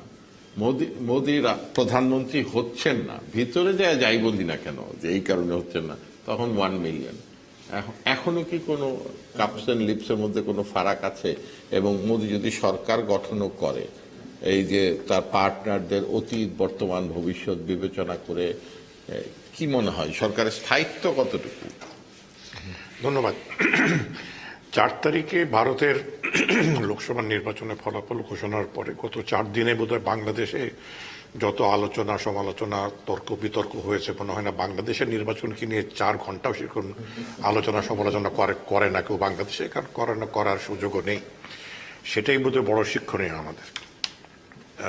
যত প্রতিকূলতা ছিল না কেন বা প্রতিকূলতার কথা বলছিল না কেন রাজনৈতিক দলরা ভারতে, নির্বাচন প্রক্রিয়ার উপর তাদের একটা আস্থা রয়েছে। এটা আবার পুনঃপ্রতিষ্ঠিত হলো এই বিষয়টা। এটা একটা জিনিস। 2 নম্বর হচ্ছে যে ধর্ম নির্বাচনের উপর কতটুকু প্রভাব ফেলবে কি না ফেলবে, এটা মনে করছি যে আসন সংখ্যা দিয়ে আমরা এটাকে বিচার করার চেষ্টা করছি। কিন্তু ভোটের সংখ্যা দিয়ে যদি দেখি, বিজেপি মাত্র 1% ভোট কম পেয়েছে গত নির্বাচন থেকে। এটা কিন্তু আপনার এই বাস্তবতাটা কিন্তু এড়ালে চলবে না। মাত্র 1.3 না 1.2% ভোট তারা কম পেয়েছে, এবং ইন্ডিয়া অ্যালায়েন্স 1.2% ভোট বেড়েছে। যেহেতু 1% বাড়লে আসনের সংখ্যা অনেক বেড়ে যায়, আমরা আসন দিয়ে আমরা এটা বিবেচনা করছি। বাংলাদেশের ক্ষেত্রে মাত্র 300 ভোট দিয়ে, পার্সেন্ট না, 300 ভোট দিয়ে 300 সিট জিতে নেওয়া সম্ভব। এক্স্যাক্টলি। ইন্ডিয়া তো তাই। ইন্ডিয়া তো 45%, 46, 47% ভোট যদি পায়, তাহলে 400 আসন পাওয়া কোনো ব্যাপারই না। এখন আরেকটা হচ্ছে যে এক্সিট পোলের উপরে মানুষের আস্থা এখন সম্পূর্ণ শূন্য। এক্সিট পোলটা একদমই সাজানো এক্সিট পোল ছিল, সাজানো এক্সিট পোল ছিল। এক্সিট পোলটা কারচুপির কাভার হিসেবে তৈরি করা হয়েছিল। কারচুপি না, মানে করা হয়েছিল যে এটাই হতে যাচ্ছে, সেটা হতে দেওয়া লাভ কি, যেটা হবে না। চেষ্টা তো করলো। যদি আপনার সিটিং মুখ্যমন্ত্রীকে জেলে ভরতে পারে, তাহলে এক্সিট পোল সাজানো হওয়াটা অস্বাভাবিক কিছু না। আচ্ছা, যাই হোক, ভারতে এক্সিট পোলের সাথে আরেকটা জিনিস যোগ হয়েছে, মানে এই মানুষ তো কারোর জন্য ঘর পোড়া, কারোর জন্য আলু পোড়া। এইখানেই রাজি স্যার তার আপনি হয়তো একটু ইনপুট দিতে পারবেন। এই এক্সিট পোলের উদ্দেশ্য যদি রেজাল্ট নাও হয়, শেয়ার মার্কেটে তো $1 বিলিয়ন কামিয়ে নেওয়া গেল একদিনে। আচ্ছা, এখন আমি ভারতের নির্বাচন নিয়ে বিশ্লেষণ আর করার কোনো প্রয়োজন আছে কিনা মনে করি না। ওটা ভারতীয়রা করছে, তারা করবে, এটা তাদের নির্বাচন, তাদের দেশ, তারা কিভাবে পরিচালনা করবে। সরকার টিকবে না, সরকার টিকবে। তবে বাংলাদেশ ভারতের সম্পর্কের ক্ষেত্রে আমরা সকলে ধরে নিচ্ছি যে ধারাবাহিকতা থাকবে। আমার ব্যক্তিগত মতামত, ধারাবাহিকতা ইজ নট ইনাফ। ধারাবাহিকতা অনেক কিন্তু ঘাটতি রয়েছে। এবার এই মেয়াদে, বাংলাদেশের নতুন সরকারের মেয়াদে, ভারতের নতুন সরকারের মেয়াদে 2টা গুরুত্বপূর্ণ চুক্তি বিষয় বা 2টা গুরুত্বপূর্ণ অভিন্ন নদীর পানির বন্টন নিয়ে। একটা হচ্ছে তিস্তা, এটা অসম্পূর্ণ রয়েছে, এবং গঙ্গা চুক্তি নবায়নের সময়টা এই মেয়াদে সবাই 2026। এখন তিস্তা নিয়ে সবসময় পশ্চিমবঙ্গকে, মমতা ব্যানার্জিকে দোষ দেওয়া হয়, কিন্তু গঙ্গা চুক্তির ক্ষেত্রে বিহারের একটা ভূমিকা থাকে, এবং বিহারের মুখ্যমন্ত্রী কিন্তু এবার সরকারের মানে ওনার দল সরকারের অংশীদার, শরিক দল। সেখানে বিহারের কোনো মতামত থাকবে কিনা যে গঙ্গা চুক্তি এটা কিন্তু ট্রিটির কিন্তু একটা ভ্যালু সম্পূর্ণ ভিন্ন, সেই চিঠিটারে কোনো নীতিশ কুমার এখানে কোনো ভূমিকা রাখবেন কিনা, যেটা বাংলাদেশের পক্ষে না, সেটা আমাদের দেখার বিষয়। এখানে বাংলাদেশের মাননীয় প্রধানমন্ত্রী আজকে ভারতে গেছেন অভিষেক অনুষ্ঠানে। বাইল্যাটারালটা কি হবে? শোনা গেল যে আজকেই বোধহয় সন্ধ্যায় 1 ঘন্টা একটা একান্ত দ্বিপাক্ষিক বৈঠক আছে। অন্যান্য নেতা যারা গেছেন তাদের সাথে হবে কিনা জানি না, একান্ত। আমি মনে করি এই একান্ত বৈঠকটা বাইল্যাটারাল বৈঠকের বিনিময় নয়, এটা বাইল্যাটারাল ভিজিটের এজেন্ডা সেট করার জন্য। কারণ বাংলাদেশের মানুষের কিন্তু মানে আস্থা অর্জন করতে হবে ভারতের এই তিস্তা চুক্তি এবং গঙ্গা চুক্তি নবায়নের ক্ষেত্রে দিয়ে। আর এনআরসি এইসব এনআরসি তো এগুলো তো হয়ে গেছে, এগুলো তো আর আপনার পরিবর্তন করার সুযোগ বন্ধ হবে না। চর্চা না, বললাম যে 1% ভোট কমেছে, 1% ভোট কমেছে। দ্যাট মিনস ভারতের একটা বিশাল সংখ্যক জনগণ কিন্তু এখনো সেই ধর্মের দিকে তাকিয়ে থাকে, সেটা আপনি অস্বীকার করতে পারবেন না। সেটা যে সবসময় আচ্ছা, যদি এখন ভূ রাজনীতিতে আসি, আমি মনে মুন্সি ফয়েজের সাথে একমত, ভূ রাজনীতিতে হয়তো পরিবর্তন ঘটবে না, কিন্তু কিছুটা তো ভারতের প্রতিবেশীর সম্পর্কের সাথে একটা মানে পরিবর্তন ঘটেছে। এই যে নরেন্দ্র মোদীর অভিষেক অনুষ্ঠান, সেখানে মালদ্বীপকে আমন্ত্রণ জানানো হয়নি, আমন্ত্রণই জানানো হয়নি। ওকে চায়না হয়ে গেছে, জানানো হয়েছে স্যার, জানানো হয়েছে তারা মানে যে পর্যায়ে জানানো হয়েছে বোঝা গেছে ভারত মালদ্বীপে আসবে না সেটাতে, কিন্তু মরিশাসকে জানানো হয়েছে। মরিশাস বোধহয় আসছে না, পাকিস্তানকে জানানো হয়নি না। এটা আবার এটা কিন্তু প্রথমবার না। নরেন্দ্র মোদী তার প্রথমবার 2014 নির্বাচনের পরেও কিন্তু যে নেইবার ফার্স্ট পলিসি যেটা ছিল তখন তিনি পাকিস্তানের প্রথম নওয়াজ শরীফও সেখানে গিয়েছিলেন। তো এবার সেটা পরিবর্তন যে হ্যাঁ ঠিক আছে, আমি পার্শ্ববর্তী দেশগুলোকে নিয়ে আমরা সম্পর্ক করতে চাই। যেহেতু এবার জোট সরকার, সেখানে এটা কতটুক মানে পরিবর্তন হবে কি না হবে সেটা দেখার বিষয়।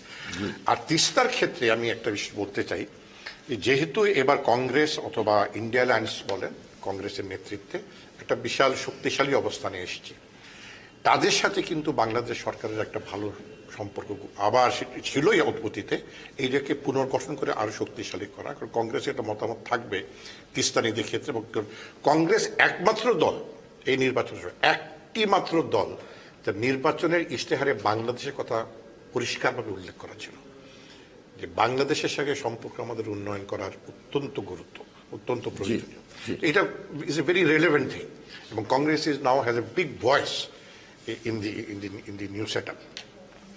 তো এই সব বিষয় যদি আমরা মাথায় রাখি, দেখতে হবে আজকের পরে দ্বিপাক্ষিক সফরটা থাকবে। কারণ দ্বিপাক্ষিক সফর যদি দেখা যায় যে যেহেতু আজকেই একটা অভিষেক অনুষ্ঠানে একান্ত বৈঠক হলো, তাহলে দ্বিপাক্ষিক বৈঠক হবে না, এটা বাংলাদেশের শুভ না। আর জুলাইতে আবার প্রধানমন্ত্রী চীনে যাওয়ার একটা কথা হচ্ছে। ওতে অংশগ্রহণ করে কি চীনে যাওয়া যায় নাকি দ্বিপাক্ষিক সেরে যাবে? না, দ্বিপাক্ষিকটা হবে, চীনের আগেই কিনা দ্বিপাক্ষিকটা হবে, সেটা আমি বিশ্বাস করি। তিস্তা প্রকল্পের ক্ষেত্রে যেটা মুন্সি ফয়েজ উল্লেখ করছিলেন, যে এটার কি বেসিসটা কি হবে, উনি কিন্তু সেদিন মাইক্রোফোনে, আমি আর মুন্সি ফয়েজ একই সাথে একটা অনুষ্ঠানে ছিলাম, যেহেতু একের পর এক টকশো হয়ে যাচ্ছে ভারতের নির্বাচন নিয়ে। তো মুন্সি ফয়েজ একটা বক্তব্য ছিল মাইকে অফ দ্য রেকর্ড, যে এটা কি আসলে তিস্তা প্রকল্প নাকি চীনকে ঠেকানোর তিস্তা প্রকল্প, সেটাও মাথায় রাখতে হবে। জি, আমি মোমেন ভাইয়ের কাছে আছি, আমাদের 9 মিনিট সময় আছে, কম নয়। তো আমি সবাইকে র্যাপ আপ করে আনলাম আপনার কাছে। আপনি একদিকে সরকার, একদিকে সংসদীয় কমিটি, সাবেক মন্ত্রী, ভারতের সাথে বহু বাইল্যাটারালে অংশগ্রহণ করেছেন। এই পরিস্থিতিটাকে আমি কোনো প্রশ্ন না করে আপনি কিভাবে মূল্যায়ন করেন? এই যে আলোচনা যেগুলো হলো, অত্যন্ত আপনার উন্নত মানের আলোচনা, কোয়ালিটি ডিসকাশন। তবে আমার ধারণা এইবারের বাংলাদেশের জন্য যে লেসন, 1 নম্বর লেসন হচ্ছে গিয়ে যে ভারতের ভোটার এবং ভারতের রাজনীতিবিদ তারা তাদের পরিপক্কতা দেখিয়েছেন। ভোটাররা পরিপক্কতা দেখিয়েছেন, বিভিন্ন রকম ক্যাম্পেইন, চটকদার ক্যাম্পেইন ছিল, ইস্যু ছিল, এই আপনার রাম মন্দির কিংবা আপনার এই যে নাগরিকত্ব, ওগুলো তারা গ্রাহ্য করেছেন। বাংলাদেশ ইস্যু, ভোটারদের এই পরিপক্কতা এইটা আমাদের গহন মানে শিক্ষণীয়। আর সেই সাথে রাজনীতিবিদে যেটা অন্যদের কথাও এসেছে যে এত রকম কেজরিওয়ালের মতো লোককে জেলে দিয়ে দিয়েছে, কিন্তু কেউ নির্বাচন বয়কট করেন নাই। যে গণতান্ত্রিক সরকার পরিবর্তনের একটি পথ, সেটা হচ্ছে নির্বাচন। এইটা আমাদের দেশের নেতারা এটা বোঝা উচিত। এই নেতৃত্বের যে পরিপক্কতা, এটা আবার ভারত প্রমাণ করেছে। আর সেই সাথে বিদেশি এগুলোর এক পয়সার দাম দেয় নাই। তো এই নেতৃত্বের পৃথিবীর বৃহত্তম গণতন্ত্র এবং পরিপক্ক গণতন্ত্র, সেটা তারা প্রমাণ দিয়েছে। আর আরেকটি হচ্ছে মোদী সাহেবের নির্বাচনে আমাদের আঞ্চলিক শান্তি ও স্থিতিশীলতা, যেটার জন্য আমি খুব দেন দরবার করেছি, এইটা আমাদের আরো জোরদার হবে এবং এর ফলে আমাদের এই অত্র অঞ্চলে কোনো প্রক্সি ওয়ার হওয়ার সম্ভাবনা কম। এটা আমাদের জন্য প্লাস প্লাস, সারা এলাকার জন্য, এশিয়ার জন্য প্লাস প্লাস, যে আমরা একটা আঞ্চলিক শান্তি ও স্থিতিশীলতা বজায় রাখবো এবং আরো বড় করে নিয়ে যাব। আপনার উভয় দেশের, বাংলাদেশ এবং ভারতের নিজেদের প্রয়োজনে আমাদের সুসম্পর্ক বজায় রাখতে হবে এবং এইটা চলবে। তবে হ্যাঁ, এইবারে আমরাও কিছু ক্ষমতাবান হয়েছি, আর ভারতও আমাদের কিছু ছাড় দেওয়ার সম্ভাবনা আছে। এই জন্যে যে আমরা একটা গণতান্ত্রিক নির্বাচনের মধ্যে নতুন করে জয়লাভ করেছি, আমরা ইদানিং ইস্যুগুলো আরো বড় করে তোলার সুযোগ হয়েছে। আর সেই সাথে মোদী সরকার আসায়, তার সাথে আমাদের পুরনো বন্ধুত্ব পুরনো, এবং সেই কারণে আমার মনে হয় যে আগামীতে যে বড় দুটো ইস্যু, আপনার এই শামসুল মুবিন সাহেব বললেন গঙ্গার নবায়ন, গঙ্গা চুক্তির নবায়ন আর তিস্তা, এগুলোতে আমরা একটা আগের থেকে জোরালো অবস্থান নিতে পারবো। তো ওই ফয়সলা কি হবে জানি না, মানে অবস্থানটা আমাদের শক্তিশালী হবে। আর আরেকটি আমার মনে হয় শিক্ষণীয়, যে রাজনীতিতে নিরাশার কোনো স্থান নাই। দেখেন কংগ্রেস কি ধ্বংস হয়ে গেছে, কিন্তু জনগণের যদি কল্যাণে কাজ করেন, জনগণের ইস্যু যদি সামনে তুলে, ওই কাকে জেল থেকে বের করলেন, ট্রিটমেন্ট করলেন, দিজ আর ইউজলেস। জনগণের মঙ্গলের জন্য যদি আপনি মানুষের দরগোড়ায় যান, মানুষ আপনাকে সমর্থন দেবে। তার প্রমাণ কংগ্রেস কোথায় একেবারে 44টা এরকম ধ্বংস হয়ে যাচ্ছিল, তারা এবারে কর্মসংস্থান জনগণের কথা বলেছে। তার ফলে কি হয়েছে, বিরাট রকমের এইটা আমাদের দেশের রাজনীতিবিদদের বোঝা, যে আমরা জনগণের কথাই বলবো। আমাদের প্রত্যেকটি ইস্যুতে জনগণকে সম্পৃক্ত করতে হবে। শুধু সরকারি কর্মচারীর ভালো মন্দ বিবেচনা করলে সরকার কিন্তু সেই অবস্থায় দুর্বল হয়ে যাবে। এইটা একবার আমাদের। আর আমার মনে হয় যে এই ভারতের নির্বাচন রাজনীতির প্রতি, গণতন্ত্রের প্রতি আস্থা এবং বিশ্বাস আরো বাড়িয়ে দিয়েছে। যে যদি সঠিক পথে চলে সরকার, দেখেন মোদী সরকার কত রকম বড় বড় অবকাঠামো করেছে, কিন্তু নির্বাচনের সময় ওগুলো খুব বড় রকমের মানে ইস্যু হয়ে আসে নাই। ইস্যু হয়েছে ছোটখাটো ঘটনা, মানুষকে টাচ করে, যেগুলো টাচ করে তাদের দৈনন্দিন, এই যে আমাদের দেশে বলি মুদ্রাস্ফীতি, এটা টাচ করে। এই ব্যাপারে আমার যেমন এগুলো আমাদের জন্য শিক্ষণীয়, যেগুলো জিনিস সাধারণ মানুষকে টাচ করে সেইগুলোর প্রতি আমাদের আর যত্নবান হতে বলে আমাদের সরকারের, আমাদের নেতৃত্বের কাছেও একটা বড় শিক্ষণীয়, যে বড় বড় প্রজেক্ট করলাম, দিস ইজ নট এনাফ। সেই সাথে মানুষের মঙ্গলের জন্য আমি কি করেছি, সেইটা পুলিশের হয়রানি আমি কিভাবে বন্ধ করতে পারি, আমার ছোট ছোট এই সাধারণ লোক বাজারে গিয়ে জিনিস কিভাবে কিনতে পারে তার জন্য ব্যবস্থা, আমাদের জন্য এগুলো শিক্ষণীয়। যে জনগণের মঙ্গলের জন্য কাজ করলে আপনার জয় নিশ্চয়ই। আপনার কি মনে হয় আপনার বন্ধু জয়শঙ্কর আবার পররাষ্ট্রমন্ত্রী হিসেবে ফিরবেন? সেটা আমি মোটেই বলতে পারবো না, কারণ এটা তাদের দেশের প্রধানমন্ত্রীর দেন দরবারও, এবারে আবার একটু দেন দরবারও হবে। তার একটা পলিসি কিন্তু ভারতকে অর্থনৈতিকভাবে অনেক উপকার করেছে। তিনি যে বলছেন ভারতের প্রয়োজনে তিনি কাজ করবেন, অন্য কারো কথা নাই। রাশিয়া থেকে তেল কেনা বা গ্যাস কেনা, ইরান থেকে তেল গ্যাস কেনা, এই ক্ষেত্রে বাংলাদেশ ব্লিড করেছে, ভারত অ্যাডভান্টেজটা নিয়ে। আপনি ঠিকই বলেছেন যে জয়শঙ্করের যে আপনার শক্ত অবস্থান, কাউকে সে পাত্তা দেয়নি, এবং ভারতের এই সাউথের সে লিডার সেটা প্রমাণ করেছে। এবং এর ফলে আঞ্চলিক সরকার সমূহ শক্তিশালী হয়েছে, কারণ জয়শঙ্করের বক্তব্যগুলো অত্যন্ত স্পষ্ট, এবং ভারত যে একটা আপনার এই যে পাওয়ার, সেটা জয়শঙ্কর প্রতিষ্ঠিত করেছে। তবে অনেকে একটু, আপনি জয়শঙ্করের সর্বশেষ বই ওয়াই ভারত ম্যাটার, সেখানে জয়শঙ্করের মতো, উনি তো একটা টেকনোক্রেট টাইপের মন্ত্রী, একেবারে তো পলিটিশিয়ান বলা যায় না। উনি যেভাবে হিন্দুত্বকে মানে ব্যবহার করতে শুরু করেছিলেন, সেটা অনেককে কষ্ট দিয়েছিল। সেটা তো অপিনিয়ন ভিন্ন থাকতে পারে, বাট ইউ মাস্ট এগ্রি যে জয়শঙ্কর ভারতকে অনেক উপরে উঠিয়ে নিয়ে আসে। সুপ্রিয় দর্শক, আমরা আমাদেরকে যেসব গণমাধ্যম সরাসরি সম্প্রচার করছে তাদের সাথে তাদের টপ অফ দ্য আওয়ারের নিউজ হেডলাইনের জন্য আমাদের 5 মিনিটের একটা ছোট বিরতি নিতে হচ্ছে। বিরতি থেকে এসে আমরা এই আলোচনায় ফিরবো, আর এই আলোচনা করতে করতে বাংলাদেশের বাজেট হয়ে গেল।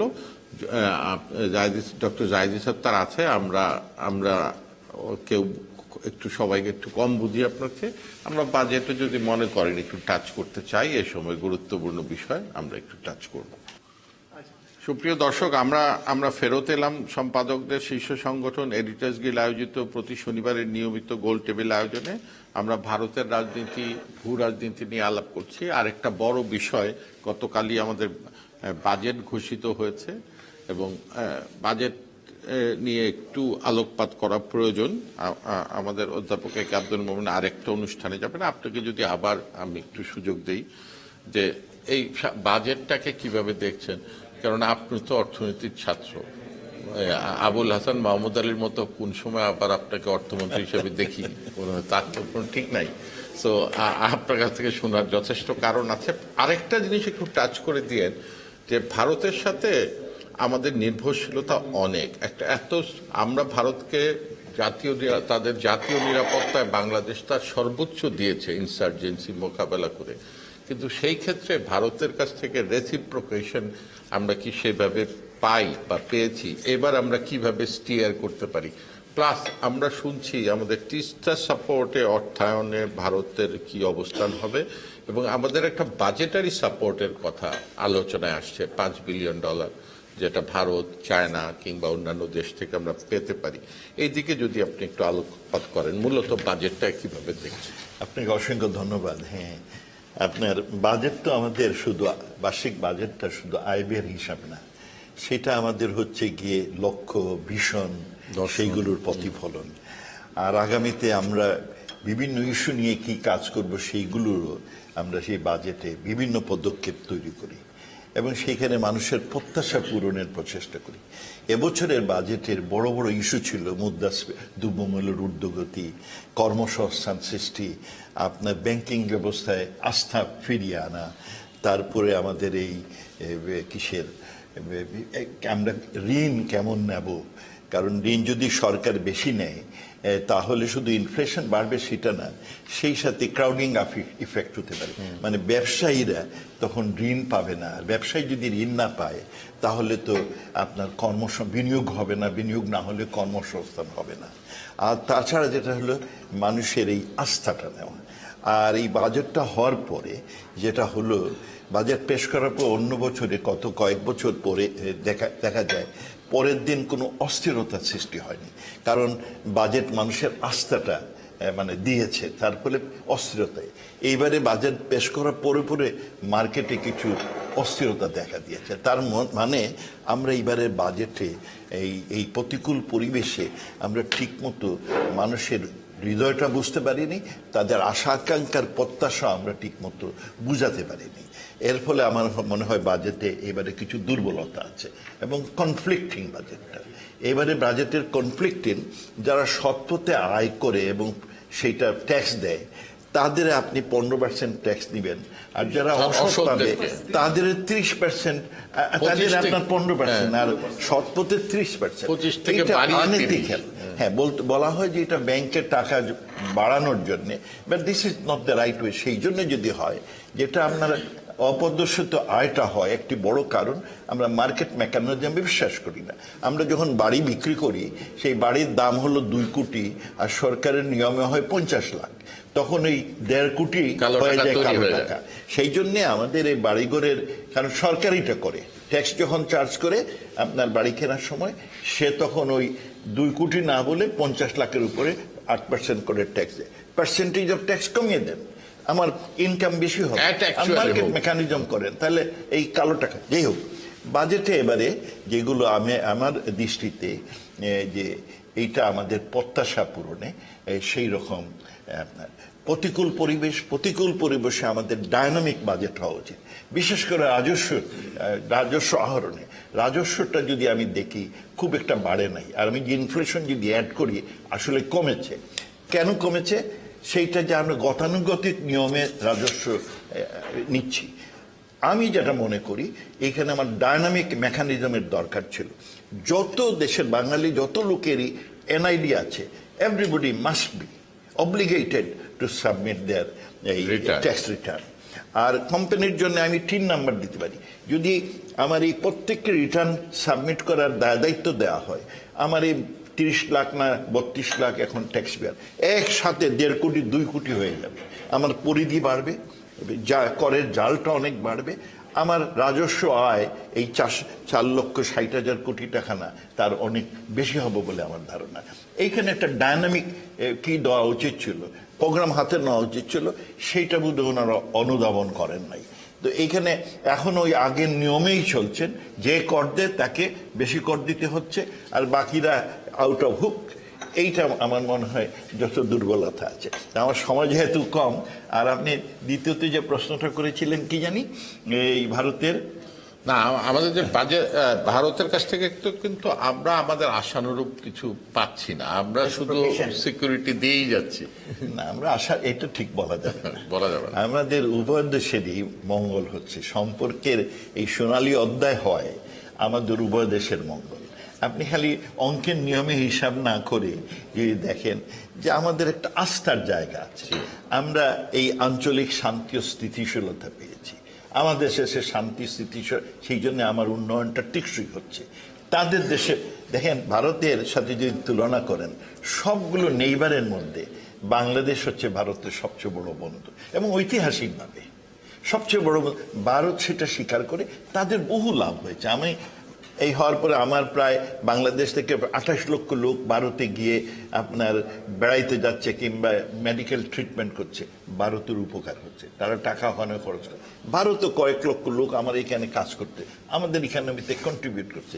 এই যে সুসম্পর্কটা হয়েছে, তাদের সাথে আমাদের অর্থনৈতিক উন্নয়ন হচ্ছে, তাদের সাথে। তারপরে আমাদের একটা আস্থার জায়গা আছে, তাদেরও একটা আস্থা। আর আমাদের যে বাজেটারি সাপোর্ট প্রয়োজন, জন্য 1 পয়সা বাজেট এই ডিফেন্সের জন্য $1 বিলিয়ন খরচ করতে হতো, সেইটা তারা এটাকে মুক্ত। আর আমরা বিভিন্ন রকম কানেক্টিভিটি তৈরি করছি। এই কানেক্টিভিটি ভারতের তো অনেক সময় ব্যুরোক্রেসি খুব স্ট্রং, তারা আপনার এই জিনিসগুলো নিটিগ্রিটিগুলো ঢুকিয়ে দেয়। আমাদের এখানে কিছু দুর্বলতা আছে। আমি আপনার তিস্তার কথাই বলি। ভারত কেন্দ্রীয় সরকার এইটাতে নদীর পানি ভাগাভাগির জন্য তারা আপনার ইন প্রিন্সিপল এগ্রিড। আগে কংগ্রেস সরকারও ছিল, মোদী সরকার ইন প্রিন্সিপল এগ্রিড, ওখানে কিন্তু কোনো দ্বিধা নাই। পশ্চিমবঙ্গ সরকার তারা একটা জেনুইন ইস্যু তুলেছে, বলছে কতটুকু পানি, এই পানি আমার লোকগুলোরে, কারণ তারা জনগণের নেতা, আমার পানি কতটুকু সেইটা হিসাব নিকাশ করতে হবে। আমার হিসাব নিকাশে এখনো গরমিল আছে। এইটাতে আমরা সিরিয়াসলি ইস্যুটা নেওয়া উচিত ছিল, প্রায়োরিটি বেসিসে হিসাব নিকাশটা ঠিক করলে তখন আমরা পশ্চিমবঙ্গকে বলতে পারি এই, এবং এটা যৌথভাবে করা উচিত, একা পক্ষে। কারণ এন্টার অববাহিকার লোকের মঙ্গলের জন্য তো এই পানির বন্টন। আর আমাদের বাজেটারি সাপোর্টে আমার উইনার উইন কিছু না, ইট ইজ নট কোনো একটা পলিটিক্যাল পার্টির উইন না, এটা হচ্ছে এন্টায়ার এলাকার জনগণের মঙ্গলের জন্য। আমরা যদি সেইভাবে চিন্তা করি, আমার ধারণা যে উইকেন। আর চাইনিজরা যেহেতু টাকা পয়সা নিয়ে আসতেছে, এটা আমাদের জন্য মঙ্গল। ভারতের কাছ থেকে আমরা কি কিছু বাজেটারি সাপোর্ট আশা করতে পারি না? সেইটা বাজেটারি সাপোর্ট আমরা ইতিমধ্যে প্রস্তাব দিয়েছিলাম আপনার সৌদি আরবে এবং কাতারে, এবং তারা না বলে নাই। কারণ কাতার কিংবা সৌদি আরব তারা তাদের অনেক টাকা বিদেশে রাখে, এবং তাদের সাথে যদি ওই বিদেশি সরকারের সম্পর্ক একটু খারাপ হয়, ওরা ওই টাকাটা খেয়ে ফেলবে। এই জন্য আমরা যেটা প্রস্তাব করেছিলাম সেটি হচ্ছে যে তোমাদের এত টাকা তোমাদের এখানে না রেখে কিংবা ইউরোপ আমেরিকায় না রেখে আমাদের এখানে দাও, আমরা তোমাদের খরচ করবো না। It is a backup to our reserve. এবং তারা না বলে নাই, তো এইটা পরবর্তীতে পার্সিউ করা হয় নাই। সেদিন কাতারে ইন্ডিয়ার কাছ থেকে এটা আশা করা যায় না। ইন্ডিয়া নিজেরই তো অসুবিধা আছে, Reserve আর তারাই তো আপনার চায়না থেকে আপনার ঋণ নেয়, বুঝছেন, তো আমাদের থেকে অনেক বেশি ঋণ নেয়। ইন্ডিয়ার সাথে এইটা আমার মনে হয় না কতটুকু ফলপ্রসূ হবে। তবে এইটার স্কোপ যথেষ্ট আছে। সালমান এফ রহমান আসার কথা এই বছর, ক্রাউন প্রিন্স সালমান আসার কথা, এবং he did not, when I asked him, he said we will discuss this. তার মানে there is scope for it. সুতরাং আমার ধারণা যে ওগুলোতে আমাদের পার্সিউ করতে হবে, এবং তাতে আমাদেরও লাভ ওদেরও লাভ। ওদেরও লাভ এই জন্য যেটা সলিড টাকা এখানে তাদের থাকলো, কেউ নিবে না, আমরা তো নিতে পারবো। আপনাকে অসংখ্য ধন্যবাদ। আমাদের পরবর্তীতে নিশ্চয়ই আপনাকে আবার পাবো। জাহিদ সাহেব, তার এখন আপনার সাব গরুকে আমি নদীতে নিয়ে আসছি মোটামুটি। ধন্যবাদ, অনেক ধন্যবাদ। ডক্টর মোমেন যেভাবে মানে অর্থনীতি, রাজনীতি এবং ভূ রাজনীতি যেভাবে খুব সচ্ছলভাবে বুঝিয়ে দিয়েছেন, আমি জানি না আমি অত সচ্ছলভাবে বোঝাতে পারবো কিনা। আপনার প্রশ্ন এখন হয়তো বাজেটের কি রিয়াকশন, আমি কিন্তু মানে এগুলো হেডলাইনে যাবে না। বাজেট বর্তমানে যে চ্যালেঞ্জটা সেটা হচ্ছে ম্যাক্রো ইকোনমিক স্টেবিলিটি রেস্টোর করা, মানে সামষ্টিক অর্থনীতির যে ভারসাম্য যে সমস্যাটা এসছিল সেটাকে রিস্টোর করার জন্য এই বাজেটটা চেষ্টা করছে। এবং এটার স্টান্সটা যাওয়া হবে, এটা যে কৌশলটা হবে সেটা হচ্ছে এটাকে সংযত বাজেট করতে হবে, পরিমিত বাজেট করতে হবে, এবং তাই হয়েছে। কিন্তু আপনি এখন নম্বরগুলো এবং হিসাবগুলো দেখলে বুঝতে পারবেন যে এই বাজেট কিন্তু অন্যান্য বছরের যেরকম আমরা উচ্চাভিলাষী বাজেট করি, মানে ব্যয়ের অ্যামাউন্ট প্র্যাগম্যাটিক মনে হয়েছে আপনার কাছে? অবশ্যই, মানে in terms of size, in terms of budget deficit, in terms of some of the policies, সেগুলো আমি এটা দুভাগে ভাগ করছি। একটা হচ্ছে আপনার আভ্যন্তরীণ ম্যানেজমেন্ট, আরেকটা হচ্ছে এক্সটার্নাল। এখন আভ্যন্তরীণ দিকে আপনার যে মানে এক্সপেন্ডিচারটা 14.2% অফ জিডিপি, জাতীয় উৎপাদের সঙ্গে আমরা এটা হিসাব করি। অনেক সময় বলে এত কোটি টাকা, 8 লক্ষ হাজার কোটি টাকা, এত বেশি। আরে বাবা, অর্থনীতির সাইজ তো $400 বিলিয়ন হয়ে গেছে। কত এখন? 50 লক্ষ কোটি টাকা, 50 লক্ষ কোটি টাকা। 3 বছর পরে বলবেন যে 1 কোটি টাকা, এটা বোঝা অসুবিধা হবে আমার। তো এখন এখানে 4.6% deficit. This is the lowest targeted deficit in history.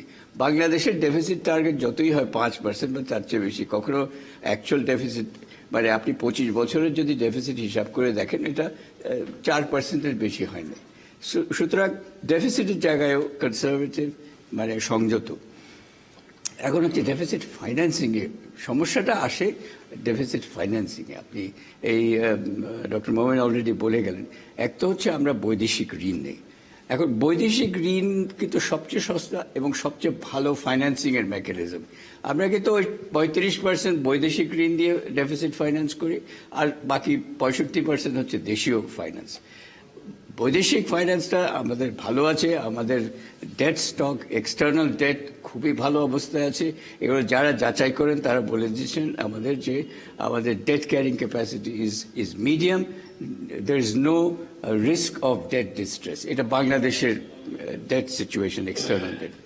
দেশীয় যে আপনি ফাইন্যান্সিং করছেন, অভ্যন্তরীণ ফাইন্যান্স যেটা, এটা ব্যাংক আর নন ব্যাংক, এই হচ্ছে দুইটা সোর্স।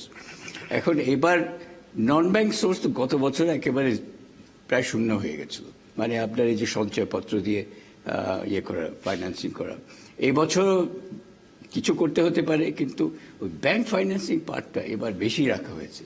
এখন ব্যাংক ফাইন্যান্সিংয়ে একটা অসুবিধা হচ্ছে যে এবার বাংলাদেশ ব্যাংক থেকে যদি ঋণ নিতে চান, এখানে একটু নো বলে দেওয়া আছে, ভাই বাংলাদেশ ব্যাংক থেকে নিন না, কারণ নিলে ওটা it's totally inflationary, high power money ছেপে দিতে হবে, ছেপে। সুতরাং ওইখানে ওনাদেরকে একেবারে সংযত থাকতে হবে। নন ব্যাংক মানে আপনি নন ব্যাংক গেলেই তো সরি ওই বাংলাদেশ ব্যাংক থেকে না গিয়ে যদি অন্য ব্যাংকে যান তাহলে ওই সমস্যাটা থাকবে, ক্রাউডিং আউট। আপনি প্রাইভেট সেক্টর ওদের ডিমান্ড ওদের ডিমান্ড মিট করবেন কোথা থেকে? তাহলে কোত্থেকে নেবেন? সেই নন ব্যাংক মানে ব্যাংক থেকে নিতে হবে, কিন্তু কারণ আপনি রেভিনিউ তো হঠাৎ বাড়াতে পারছেন না। রেভিনিউ টার্গেট এবার হচ্ছে 0.5% of GDP growth. So 0.5% is a moderate. আসলে রেভিনিউ কিছুই পারেনি। আপনি ভেবে দেখেন, ইম্পোর্ট প্রোডাক্টগুলির দাম 1.5 গুণ হয়ে গেছে, ওই পার্সেন্টেজের কারণে তাতেই বেড়ে গেছে, রিয়েল বাড়ে না। এটা হচ্ছে এক্সটার্নাল সেক্টরে যেটা আমি আসবো। এইখানে বাজেটের একটু দুর্বলতা আমি যেটা দেখছি সেটা হচ্ছে যে হ্যাঁ, আমরা এক্সচেঞ্জ রেট মানে ফ্লেক্সিবিলিটি এটা আমরা অ্যাকসেপ্ট করে ফেলেছি। এইটাতে আমাদের ফরেন এক্সচেঞ্জ রিজার্ভ লেভেলটা এটা স্টেবিলাইজ করবে এবং করছে। গত 4-5 মাস মোটামুটি স্টেবল আছে। এই জুন মাসে $1.2 বিলিয়ন IMF এর টাকা আসবে, আর Asian Development Bank already $750 million নিয়ে, এই দুটো মিলে $2 বিলিয়ন যখন জমা হয়ে যাবে, আপনার রিজার্ভ লেভেল এমনিতেই বেড়ে যাবে। কিন্তু সমস্যা হচ্ছে যে রিজার্ভ লেভেল স্ট্যাবিলাইজ করাটা, আমাকে রিজার্ভ লেভেল এখন যেখানে 3.5 মাস ইম্পোর্ট কাভার করে থাকি, সেখানে আমাদের মিনিমাম 5 মাস ইম্পোর্ট কাভার না হলে ইটস নট কমফোর্টেবল। সো আমাদেরকে ওই 3.5 থেকে 5 মাস ইম্পোর্ট কাভারে যেতে আমাদেরকে এক্সপোর্ট পারফরমেন্সটাকে আরো স্ট্রং করতে হবে, রেমিটেন্স আরো। কিন্তু এক্সপোর্ট বাড়ানো তো অত সহজ না, বায়ারের উপর ডিপেন্ড করে। রেমিটেন্সটা আমরা বাড়াতে পারতাম একটু কষ্ট করলে, কিন্তু এই রেমিটেন্স দিয়ে মানুষগুলি নিয়ে আমরা যা করি, এয়ারপোর্টে 5,000 লোক পরে থাকে এবং 70,000 টাকা 16,000 লোক যাইতে পারে না। এই জায়গাটাই এইখানে আমি আপনার সাথে এখানে একমত হতে পারলাম না যে এক্সপোর্ট বাড়ানো আমাদের সহজ। আমরা এক্সপোর্ট সমানে বেশ ভালো আমরা এক্সপোর্ট রেকর্ড বাড়ানো সম্ভব। আমরা করেছি। রেমিটেন্সটা একেবারে 100% ভ্যালু এডিশন। ওটা হয়তো ওটা এক্সপোর্ট বাড়ানোর চেয়ে ওটা সহজ, 100% ভ্যালু এডিশন। আপনার কাছে যদি আসি যে বাজেট, ভূরাজনীতি, উন্মুক্ত ফ্লোর, কিছু আপনার যা ইচ্ছা বলতে পারেন। আমি আসলে আলোচনা যেটা করছিলাম তাতে আমি মনে করি যে যেহেতু আমরা ভারতের ইলেকশন নিয়ে আসছি, ওইখানে ভারতের সাথে বাংলাদেশের সম্পর্কের ব্যাপারে কয়েকটি বিষয় ছোট ছোট করে বলতে চাই। একটা হচ্ছে ভারতের সাথে বাংলাদেশের সম্পর্কটা অত্যন্ত বিশেষ সম্পর্ক। এটা অন্য কোনো দেশের সাথে ভারতের বা বাংলাদেশের সম্পর্কের কোনো মিল নাই। একটা হলো আমাদের যে স্বাধীনতা যুদ্ধের সময় তাদের যে অবদান, সেটা একটা সিম্বায়োটিক বন্ড তৈরি করেছে। কিন্তু তার চেয়েও বড় যেটা, যে আমাদের লোকেশন, মিউচুয়াল লোকেশন, বাংলাদেশ ভারতের পেটের ভেতরে, আমরা যদি একটু করে দেখি। আর ভারত বাংলাদেশের চতুষ্পার্শ্বে, অনেকে 3 পাশ বলে, আমি বলি চতুষ্পার্শ্বে, কারণ ইন্ডিয়ান ওশনটাও ভারতের, আমাদের সরি বে অফ বেঙ্গলটা ভারতের ডমিনেন্সের জায়গা। সুতরাং ওখানে ওটাও আমরা যদি ধরি তাহলে চারপাশেই তারা। সুতরাং আমরা কিন্তু আমাদের দুজনেরই কি বলে নিরাপত্তা পরস্পরের উপর নির্ভরশীল, সে সম্বন্ধে কোনো সন্দেহ নাই। সুতরাং সেই সম্পর্কটা কিন্তু অন্য কোনো দেশের সাথে আমাদের সম্পর্কের থেকে একেবারে আলাদা করে দিল। আচ্ছা, এই কারণে আমাদের সেই সম্পর্কটা একটা ভালো লেভেলে আছে এবং সেখানে আমরা টিকে থাকবো আশা করছি। কিন্তু এখানে এটা হচ্ছে যে ইন্ডিয়ার যে নেইবারহুড ফার্স্ট পলিসি, যেটা তারা খুব বারবার বলে, এখন বেশি করে বলবে, যেহেতু অভ্যন্তরীণভাবে বর্তমান নতুন যে সরকার আসবে তারা কিছুটা হলেও উইক পলিটিক্যালি, তো সেই কারণে তারা তাদের আন্তর্জাতিক সম্পর্কের ইয়েতে কি বলে ওখানে কিছু অর্জন করে সেটাকে কভার করার চেষ্টা করবে, এটা আমার ধারণা। এবং সেই কারণে তারা এটার উপরে আবার নতুন করে জোর দেবে নেইবারহুড ফার্স্ট পলিসির উপরে। সেখানে বাংলাদেশের অবস্থানও বিশেষভাবে গুরুত্বপূর্ণ, কারণ অন্য যে কোনো তার নেইবারের সাথে যে সম্পর্ক আছে তার তুলনায় বাংলাদেশের সাথে সম্পর্ক অনেক ম্যাচিওর এবং ভালো। এমনকি তাদের যে ভুটান, যারা তাদের উপর পুরোপুরি নির্ভরশীল, সেই ভুটানের সাথেও এখন তাদের সম্পর্ক নিয়ে টানাপোড়েন আমরা দেখতে পাই। সুতরাং সেইখানে তারা করবে, সেইটা একটা সুযোগ তৈরি করে দেবে নেইবারদেরও, যে তাদের ভারতের সাথে সম্পর্ক উন্নয়নের ক্ষেত্রে তারা কিছু নিজেদের স্বার্থগুলোকে এগিয়ে নিয়ে আসতে পারবে। আমার ধারণা। কারণ ভারতের নিজের স্বার্থে তারা সম্পর্কগুলো উন্নয়ন করতে চাইবে, তাদের সাফল্য দেখাতে হলে এই পলিসিটার সাফল্য দেখাতে হবে, সেটা দেখাতে হলে তাদেরকে নেবারদেরকে কিছুটা হলেও ছাড় দিতে হবে, কিন্তু বিষয় আমার ধারণা এটা, এবং আমরা সেটার সুযোগ নেওয়ার চেষ্টা করব। আরেকটা হলো যে India's aspirations for global and regional leadership. India অনেক দিন ধরে তাদের অনেক কোয়ালিফিকেশনস আছে যাতে তারা ওই অ্যাসপিরেশনস জেনুইনলি করতে পারে। তাদের সাইজ, তাদের ডেমোক্রেসির ম্যাচুরিটি, এটা আমাদের জন্য ভালো। এখন সেইটা করতে গেলে তাদেরকে প্রমাণ করতে হবে যে তাদের সেই এবিলিটিটা আছে, তাদের সেই দক্ষতা এবং স্কিলস আছে, যে আঞ্চলিকভাবে এবং আন্তর্জাতিকভাবে তারা নেতৃত্ব দিতে পারে। সেটা প্রমাণ করবার সবচেয়ে বড় উপায়ই হচ্ছে নেইবারদের সাথে ভালো সম্পর্ক এবং নেইবারদেরকে নিয়ে একসাথে এগিয়ে যাবার। সার্ক যে এখন পর্যন্ত আমরা বলতেই পারি যে ব্যর্থ হয়েছে, বিশেষ করে শেষের দিকে এসে সার্ক ব্যর্থ। আগে কিছু সাফল্য ছিল, এখন সার্ক পুরোপুরি ব্যর্থ। এখন তারা যদি আবার সার্ককে নতুনভাবে সফল করবার জন্য এগিয়ে আসতে পারে, তাহলে কিন্তু তাদের যে সেই লিডারশিপ কোয়ালিটির ব্যাপারে তারা প্রমাণ দিতে পারবে। তো আমি মনে করি যে এই ব্যাপারেও আমরা তাদেরকে অগ্রবর্তী হয়ে বলতে পারি যে তোমরা এখানে আবার ইনভেস্ট করো সার্কে। ওই তোমরা বিভিন্ন জায়গায় ছড়িয়ে যাচ্ছ, যেখানেই তারা যাচ্ছে। কিন্তু একটা জিনিস খেয়াল করেছেন আপনারা, তারা বিমস্টেকের কথা বলে, কিন্তু বিমস্টেকও তো তারা ঢোকার পরে বা মানে বিমস্টেকও কিন্তু আগাচ্ছে না। সুতরাং কোথায় সমস্যা, সেইগুলো চিন্তা করে কিভাবে ভারত যে নেতৃত্ব দিতে পারে সেটা প্রমাণ করতে হবে তাকে, ভালো সম্পর্ক গড়ে সেই দিকে আমি নিয়ে যেতে চাই। সর্বপ্রথমে আমি আমাদের আভ্যন্তরীণ আর শিক্ষণীয় কি আমি আর আলাপ আলোচনা করতে চাই না, অনেকে করেছেন। একটা কথা বলি যে যখন বাংলাদেশের নির্বাচনের 48 ঘন্টা আগে তো প্রচারণা বন্ধ করা হয়, তো 48 ঘন্টা আগে যখন একজন সিটিং এমপি বলেন গেম ইজ ওভার, তখন ভোটারের রাস্তা অর্জন করার কোনো সুযোগ থাকে না। আমি সর্বপ্রথমে ডক্টর মোমেনকে অত্যন্ত আন্তরিকভাবে ধন্যবাদ জানাতে চাই যে বাজেট নিয়ে যে মন্তব্য করেছেন অত্যন্ত বস্তুনিষ্ঠভাবে এই মন্তব্যগুলো করেছেন, এবং অনেক কিছু গঠনমূলক কথাও উনি এখানে বলেছেন।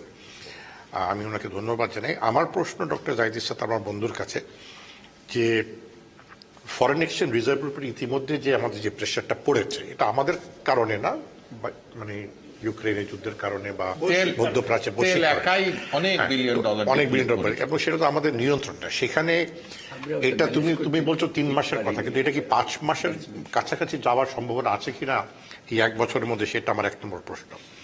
2 নম্বর প্রশ্ন হচ্ছে যে বাজেট বিদেশি নিয়োগের উপরে কোনো ইতিবাচক প্রভাব হওয়ার সম্ভাবনা আছে কিনা। আমরা আভ্যন্তরীণ বিনিয়োগে দেখছি না, আমরা তারা অনেক বেশি মুনাফা পাচ্ছে ব্যবসায়ীরা বাজেট থেকে, ট্যাক্স থেকে, কর থেকে, কিন্তু সেই পরিমাণ কিন্তু তারা বিনিয়োগ করছে না বাংলাদেশে, তারা টাকাটা বাইরে নিয়ে যাচ্ছে। এবং বিদেশি বিনিয়োগকে এখানে অ্যাট্রাক্ট করার কোনো সম্ভাবনা আছে কিনা বাজেট থেকে। তৃতীয় প্রশ্ন থাকবে আমার, যে সেদিন কমার্স প্রতিমন্ত্রীর সাথে আমার কথা হচ্ছিল, উনি দেখলাম খুবই গঠনমূলক কিছু পদক্ষেপ নিতে চাচ্ছিলেন, বলতে গেলে যুগান্তকারী কিছু, যে এফটিএর ক্ষেত্রে, ফ্রি ট্রেড এগ্রিমেন্টের ব্যাপারে।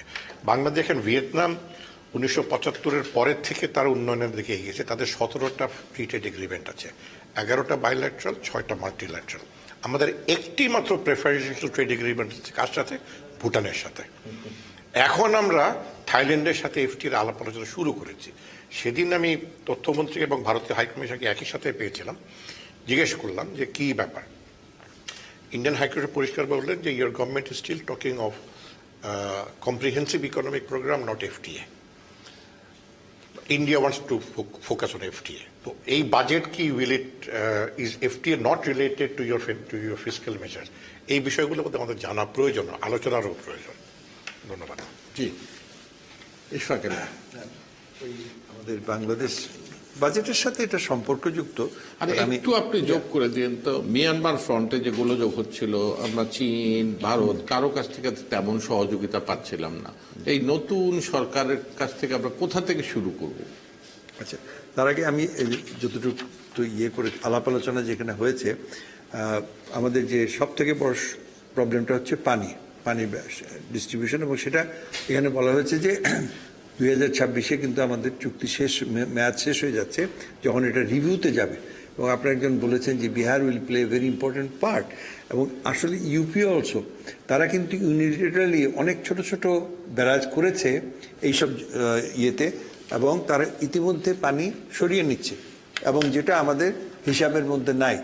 এখন যখনই এটা রিভিউতে আসবে তখন প্রথা হচ্ছে যে আমাদের যেটা বলা হয়েছে তিস্তার পানি আমি কতটুকু দরকার, গঙ্গার পানি বাংলাদেশের কতটুকু দরকার, এটার জন্য কিন্তু আমরা হোমওয়ার্ক যথেষ্ট করি নাই, আর সময়ও নাই।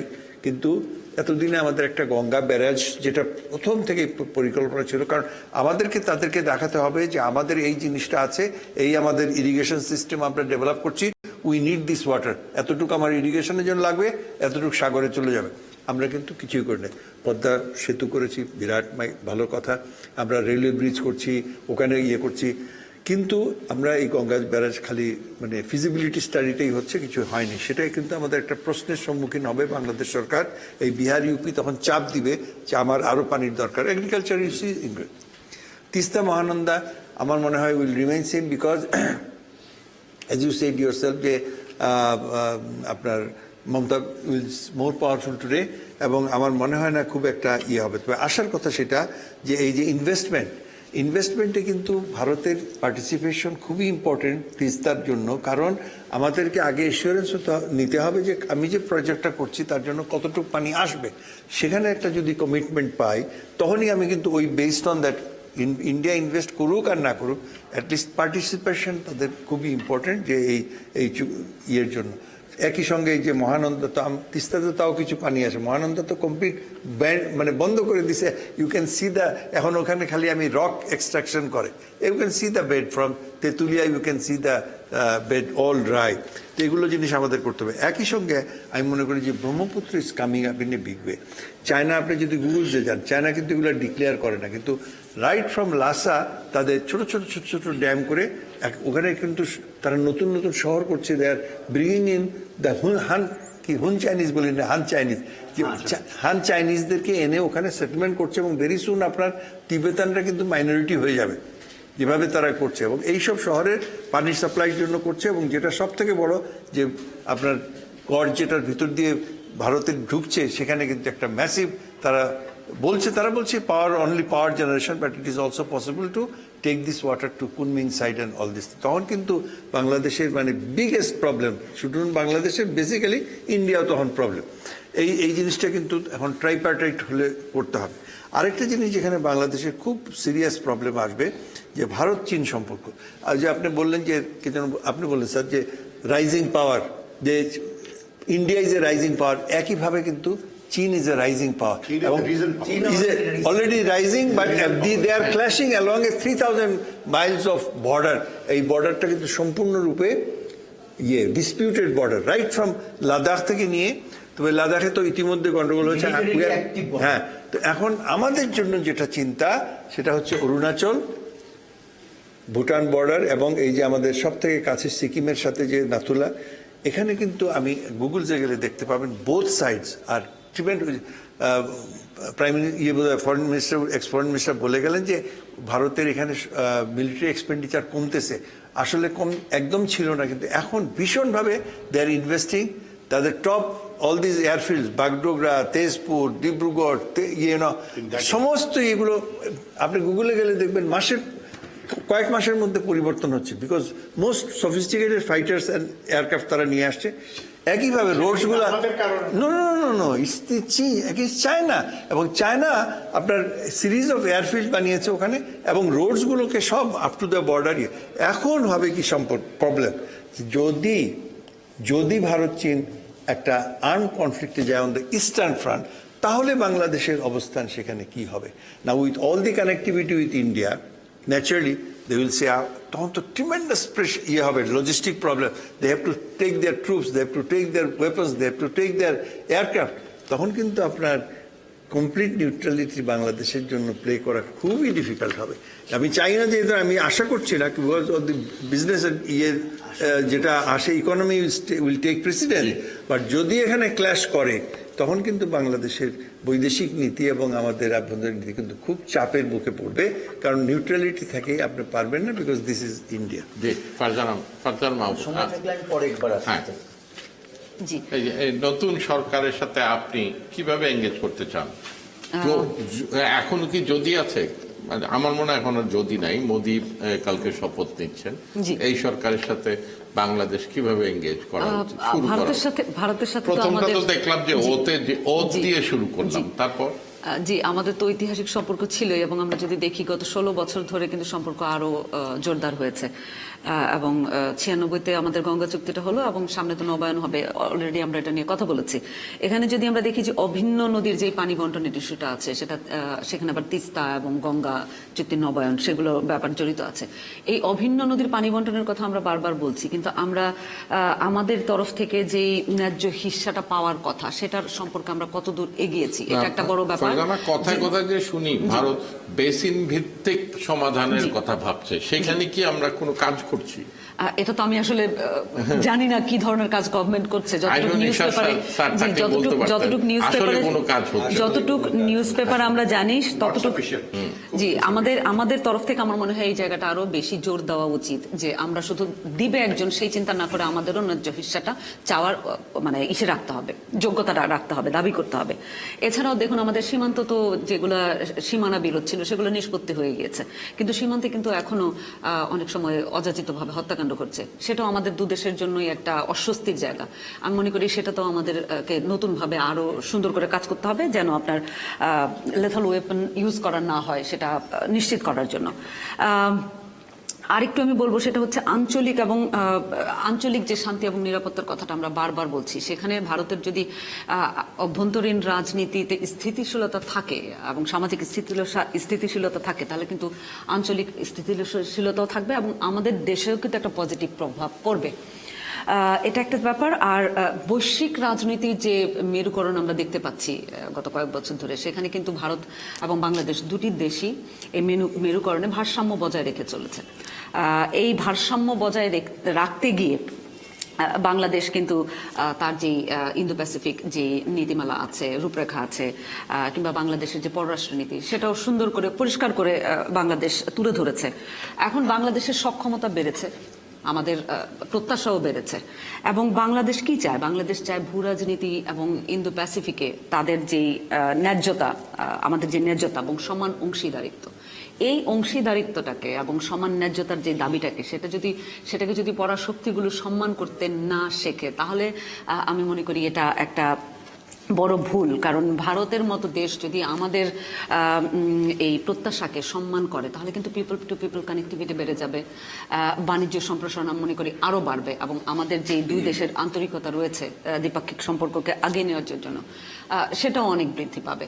তো এখানে বিগ ব্রাদার সুলভ মনোভাবটা আমার মনে হয় কিছুটা পরিহার করে আরো কিভাবে সম্পর্কটাকে রেসপেক্টফুল জায়গায় নিয়ে যাওয়া যায়, সেটার একটা চিন্তা ভাবনার ব্যাপার রয়েছে। আর এছাড়াও আমরা তো দেখতে পাচ্ছি যে বাংলাদেশের যে অর্থনৈতিক এখন কিছুটা সংকট চলছে, সেখানে হ্যাঁ, কোভিড এবং ইউক্রেন রাশিয়া যুদ্ধ সেগুলো রয়েছে, সামনে আমাদের এলডিসি থেকে উত্তরণ হবে, তো সেটা হয়ে গেলে তো আরো আমাদের চাপ বাড়বে, শুল্কমুক্ত বাণিজ্য সুবিধা আমরা পাবো না। সেই ক্ষেত্রে ভারতেরও আমরা সহযোগিতা চেয়েছি সেটা দেওয়ার জন্য, এবং ভারতের সাথে কিন্তু এডিবি, ওয়ার্ল্ড ব্যাংক এইসবের সম্পর্ক খুবই ভালো। তো তাদের থেকে আমরা হয়তো কাজে লাগানোর চিন্তা করতে পারি ভারতকে, যে আমরা সামনে আরো কোনো ঋণ প্রত্যাশা করতে পারি কিনা এসব ব্যাংক থেকে, বা আমাদের যে অলরেডি যে ঋণটা নেওয়া হয়েছে, যেটা সামনে থেকে এবছর থেকেই তো আবার সেটা পে করা শুরু করতে হবে। তো সেই জায়গায় যদি আমাদের সময়সীমাটা বৃদ্ধি করে বা একটু লিনিয়েন্ট করে কোনো ইস্যুতে, তো সেই সুবিধাটা হয়তো আমরা দাবি করতে পারি বা প্রত্যাশা করতে পারি। জি, অনেক কথা হলো, মানে দুই দেশের সম্পর্ক, ভারতের রাজনীতি, মাঝখানে আবার আমাদের জাতীয় বাজেট। আমি আমাদের যে বিষয়টা নিয়ে আমরা আলোচনা শুরু করেছিলাম, সেটা দিয়ে আমার বক্তব্যটা আমি শেষ করতে চাই। এটি হচ্ছে, ভারতে আগামীকাল নতুন সরকার গঠিত হবে, হয়তো এটা দুর্বল সরকার গঠিত হবে, যেহেতু এটা শরিকদের নিয়ে তাদের অনেক চাহিদা থাকবে, অনেক মন্ত্রণালয় থাকবে, স্পিকারের যাই হোক। কিন্তু আমাদের বাংলাদেশ হিসেবে আমাদের সবচেয়ে বড় প্রত্যাশা থাকবে, আমাদের মধ্যে দুই দেশের মধ্যে যে টেনশনটা মাঝে মাঝে হয়, নানা কারণে হয়, একটি হচ্ছে সীমান্ত হত্যা যেটা বলা হলো, আর হচ্ছে তিস্তার পানি বন্টন, এবং এগুলি তো আছেই, রোহিঙ্গা প্রশ্নে তারা হাত গুটিয়ে বসে থাকে, সেটা তো আমি আসছি। আরেকটা হচ্ছে ভিসা নিয়ে, মানে মারাত্মক ধরনের মাঝে মাঝে খুবই সমস্যা হয়, বিশেষ করে যারা চিকিৎসার জন্য, যে আমি এমন মানুষ জানি একেবারে ক্যান্সার ডাইং, তাকে শেষ মুহূর্তে ভিসাটা দেওয়া হয়নি। তো এইসব জিনিসটা খুব সহজে সমাধানযোগ্য।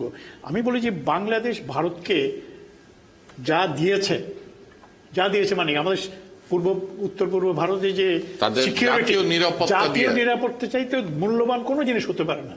তারপরে কানেক্টিভিটি, ট্রেন, সড়ক, সমুদ্র বন্দর, নদী বন্দর সবকিছু মিলিয়ে, হ্যাঁ, এইটা সবকিছু যোগ করলেও আমরা যা তাদের কাছ থেকে পাই সেটা কিছুই না। সেটা কিছু না। তাদের কাছ থেকে আমরা কি পাই? আমরা বাণিজ্য পাই, বাণিজ্য করি। ভারত আমাদের বিরাট বাণিজ্য, সেকেন্ড লার্জেস্ট বাণিজ্যিক পার্টনার, ট্রেড পাই মানে এটা পর্তায় পড়ে বলে আনি, এটাও তো দয়া করে আনি না। না।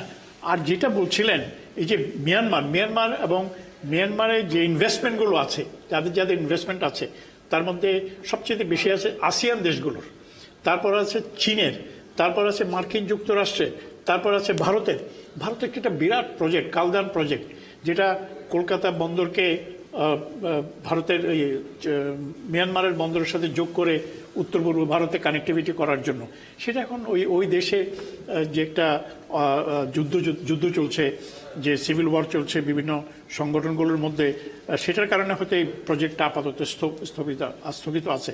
এখন মিয়ানমারে এই সমস্যাটা সমাধান করার জন্য এগিয়ে আসা, আমাদের তো বিরাট একটা স্বার্থ আছেই, একই সাথে ভারতের একটা বিরাট স্বার্থ আছে। তাদের একটা বিরাট প্রজেক্ট একটা স্টল হয়ে গেছে। চীনের একটা বিরাট স্বার্থ আছে, চীনের একটা বিরাট ইনভেস্টমেন্ট আছে। আপনারা জানেন আরাকান আর্মি চীনের একটা ফ্যাক্টরি জ্বালিয়ে দিয়েছিল। তো তাদের সকলের স্বার্থে এই রোহিঙ্গা সমস্যাটা সমাধান করাটা খুবই জরুরি। আমাদের জন্য তো বেশি জরুরি, তাদের জন্য খুব বেশি জরুরি। এখানে আমি মনে করি যে কিছুটা নেতিবাচক রোল প্লে করে জাতিসংঘ কদিন আগে জাতিসংঘের একজন মুখপাত্র বলেছেন, বর্গার টর্ক না কি নাম, উনি বলেছেন বাংলাদেশের মতন যারা সীমান্তবর্তী দেশগুলো তারা আরো উদারভাবে রোহিঙ্গাদেরকে নিয়ে যাওয়া উচিত। আমাদের সীমান্তে নাকি 45,000 রোহিঙ্গা অপেক্ষা করছে আমাদের ঢোকার জন্য। আমাদের দেশে ইতিমধ্যে 12-13 লক্ষ রোহিঙ্গা আছে। আমি সার্চ করে দেখলাম পৃথিবীর 14টা দেশে কিন্তু 13-14 লক্ষ মানুষ নাই। আমরা 12-13-14 লক্ষ মানুষ বাংলাদেশে একটা ছোট্ট জায়গার মধ্যে আমাদের তাদেরকে থাকতে দিয়েছে 2017 সন থেকে। তো রোহিঙ্গা সমস্যাটা এটা আমাদের একক সমস্যা না, এটা মিয়ানমারের সমস্যা না, এটা ভারতের আমাদের একটা রিজিওনাল সমস্যা। এটা রিজিওনাল, এই বড় বড় শক্তিগুলো বিশেষ করে চীন এবং ভারত যদি এগিয়ে এসে শক্তিশালীভাবে শক্তভাবে এই সমস্যাটা সমাধান করার জন্য চেষ্টা করে, আমি মনে করি যে সমস্যাটা সমাধান করা সম্ভব। এবং সর্বশেষ আমি আশা করব নতুন সরকার আসছে, তারা তাদের স্বার্থে বাংলাদেশ সহ তাদের নেইবারিং কান্ট্রিজগুলো যেগুলো আছে তাদের সাথে তো সুসম্পর্কটা আরও সামনের দিকে নিয়ে যাবে। তো বাংলাদেশের সাথে সুসম্পর্কটা নিয়ে যাওয়ার অত্যন্ত বেশি জরুরি। সেটা মোমেন সাহেব বলে গিয়েছেন যে বাংলাদেশে আমরা সর্বশেষ স্ট্যাটিস্টিক্স হচ্ছে 5 লক্ষ ভারতীয় বাংলাদেশে কাজ করে বিভিন্ন সেক্টরে কাছে, এটা অফিসিয়াল, কিন্তু আনঅফিসিয়াল কত কাজ করে আমি জানি না। তারপরে তারা এখান থেকে বিরাট একটা রেমিটেন্স নিয়ে যায়। বাংলাদেশ হচ্ছে তাদের 4th লার্জেস্ট রেমিটিং কান্ট্রি। হ্যাঁ, এটা হচ্ছে অর্থনৈতিক ব্যাপার। আমাদেরও প্রচুর মানুষ ভারতে কাজ করে ইনফর্মালি বা ফর্মালি। তো দুই দেশের মধ্যে যে একটা অবিভাজ্য কতগুলো সম্পর্ক আছে, সেটা অর্থনৈতিক সম্পর্ক, সেটা সামাজিক সম্পর্ক, সেটা বাণিজ্যিক সম্পর্ক, এটা কারণেই সম্পর্কটা আরো উন্নত করার ব্যত্যয় ঘটার কোনো সম্ভাবনা নাই, কোনো সুযোগ নাই। যদি হয় সেটা ভারতেরই ক্ষতি বেশি হবে, আমাদের ক্ষতি বেশি হবে না। আমি জাস্ট যোগ করছি, স্যারের সঙ্গে একটু অ্যাড করলাম, সেটা হলো যে দেখেন শুধুমাত্র একটা পশ্চিমবঙ্গের সরকারের উপর দোষ চাপিয়ে আপনি ধরেন একটা পানির সংকট সমাধান করা যাবে না, এটা কোনো হতে পারে না। আপনার যখনই একটা ইস্যু আসে বলে যে ঠিক আছে মমতা রাজি নয়, তা আমরা তো 96 সালের গভর্নমেন্টের সময়, সেই সময় কিন্তু জ্যোতি বসু পূর্ণাঙ্গ সমর্থন দিয়েছিল। আবার অন্যান্য এজেন্ডাতে আপনার সবকিছু কি মমতার সব কথা কি সেন্ট্রাল গভর্নমেন্ট শুনছে? মমতার সবকিছু কি বাস্তবায়ন করছে? মমতার দাবিগুলো কি পূরণ করতেছে? তো শুধু কেন পানিরটা পূরণ করতে হবে মমতার? মমতার তো শত এজেন্ডা, সেন্ট্রাল গভর্নমেন্টের সঙ্গে শত বিষয়ে তার লড়াই চলছে, যুদ্ধ চলছে, মমতাকে তারা ডিস্টার্ব রাখছে, তার লোকজনকে ইডি দিয়ে অ্যারেস্ট করা হচ্ছে, সবকিছুই আছে। তো মমতার দৌড় চাপিয়ে এই সংকট আটকে রাখার কোনো সুযোগ নাই, 1 নম্বর। 2 নম্বর পয়েন্টটা হলো আপনি দেখবেন যে ভারত কিন্তু অনেকগুলো বিষয়, আমরা অত্যন্ত ভারত হলো আমাদের পরীক্ষিত বন্ধু, আমরা যেটা মুজিব ইন্দিরা থেকে শুরু হলো সেই জায়গা থেকে এখন ডে বাই ডে বাড়ছে, আমরা কিন্তু এই জায়গায় বাংলাদেশ সবসময় একটা ইতিবাচক সম্পর্ক বজায় রাখার পক্ষে এক ছিল এবং আছে। কিন্তু পাশাপাশি আপনি খেয়াল করবেন অনেকগুলো এজেন্ডাতে তার বড় ভাই সুলভ যে মনোভাবটা, যেটা ডক্টর ফারজানা উল্লেখ করলেন, আমার কাছে মনে হয় এটা তাদেরকে পরিহার করতে হবে। আমরা অনেক সময় এটা আমরা নিজেরা অনেক সময় আলাপ করি, এই জায়গাটুকু আমাদেরকে স্বচ্ছতার একটা সম্পর্ক থাকতে হবে, সম্মানজনক একটা সম্পর্ক থাকতে হবে, এটা দ্বিপাক্ষিক হতে হবে অনেকগুলো বিষয় নিয়ে। এজেন্ডার ব্যাপারে আমরা একটা ছাড় দিয়ে গেলাম, তারা দিল না, এটা হলে চলবে না। কিন্তু এই পার্টটা আমাদের কেয়ারফুল থাকার বিষয় থাকে।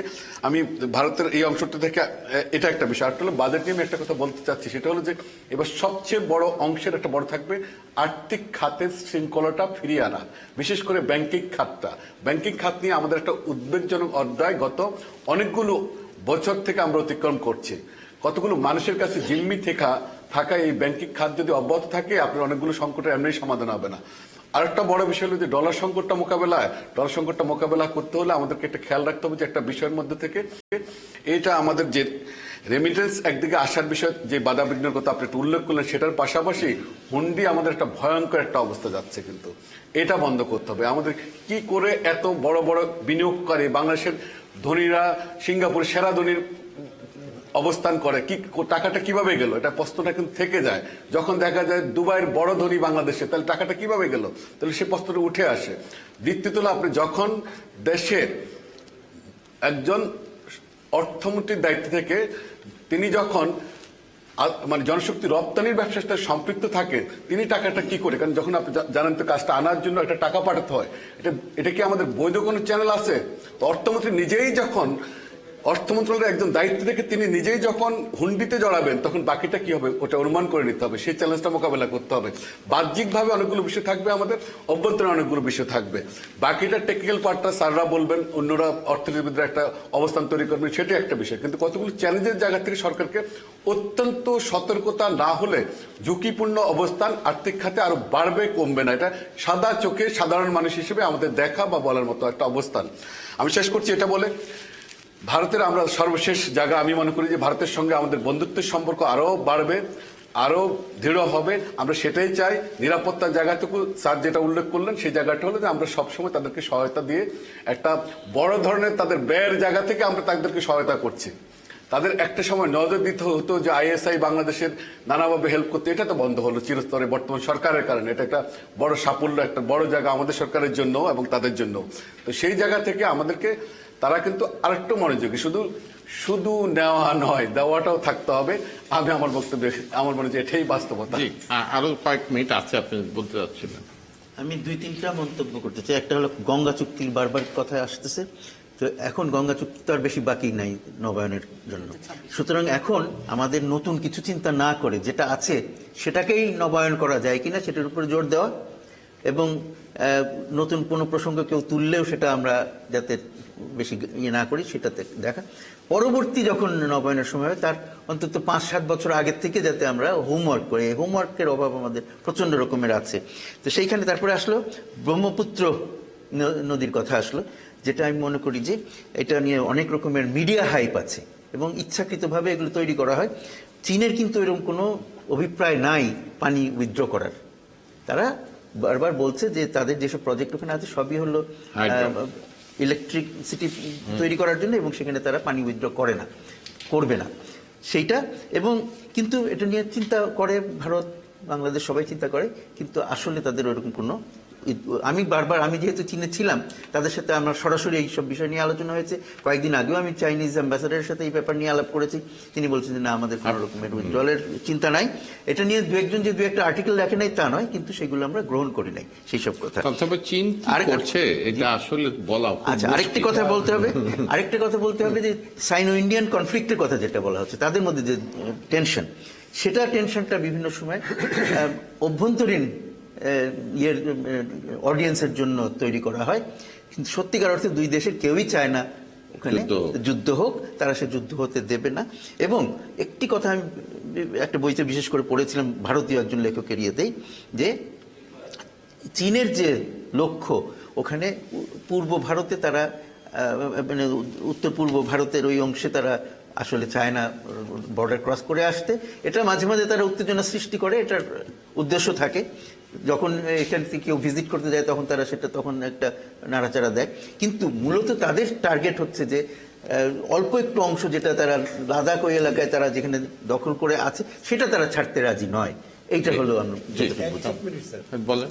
এক মিনিট। গতকালকে অথবা পরশু চাইনিজ ফরেন মিনিস্টার কিন্তু বলেছেন যে আমরা সাউথ চায়না ও সাউথ তিব্বত বলে, সাউথ তিব্বতকে আমরা অরুণাচল, আমরা এরা যা করছে এখানে নির্বাচন করেছে এগুলোকে আমরা মানি না, অস্বীকার করি।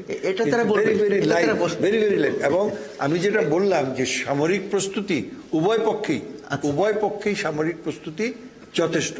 আবার পানির উইথড্রয়ালের কথা যেটা বললাম, অল অ্যালং এটা একদম গুগলসে গেলে পরিষ্কার দেখতে পাবেন। কারণ যখন আপনি মানুষ ইস্টাবলিশমেন্ট করেন, শহর গড়ে তোলেন, শহরের তো পানি সাপ্লাই দিতে হবে।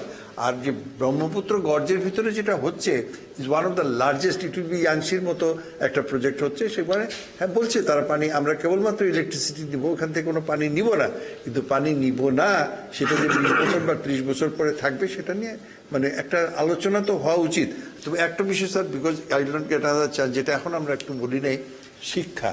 আমাদের এই বাজেটে this time it has been the lowest. আমরা কিন্তু স্যারকে, যদিও সার্কিস ডেট, বাট আমরা বলেছিলাম যে 5% অফ দ্য জিডিপি আমরা খরচ করবো, সেখান থেকে এখন আসছে 1.5-এ চলে আসছে। মানে আমার মনে হয় পাকিস্তান বা আফগানিস্তানেরও সবচেয়ে কম। তো এই যে, এবং সেই শিক্ষার মধ্যে যতটুকু আসছে তার মধ্যেও যে ওয়েস্টেজ, আমি যেহেতু আজকে প্রায় মোর দেন 20 ইয়ার্স আমি শিক্ষাকে দেখলাম এতই কম, একা বলা যাচ্ছে না, শিক্ষা এবং প্রযুক্তি মিলে খাত তৈরি করে। একটু আমি একটা লাইন একটু অ্যাড করতে যাচ্ছি যদি অনুমতি পাই। সেটা হচ্ছে আমরা এই যে আমাদের সরকারের ভিশন এখন স্মার্ট বাংলাদেশ তৈরি করা, এবং স্মার্ট বাংলাদেশ তৈরি করতে গেলে তো মানে শিক্ষা খাতে বরাদ্দটাও বাড়াতে হবে এবং প্রযুক্তি খাতেও।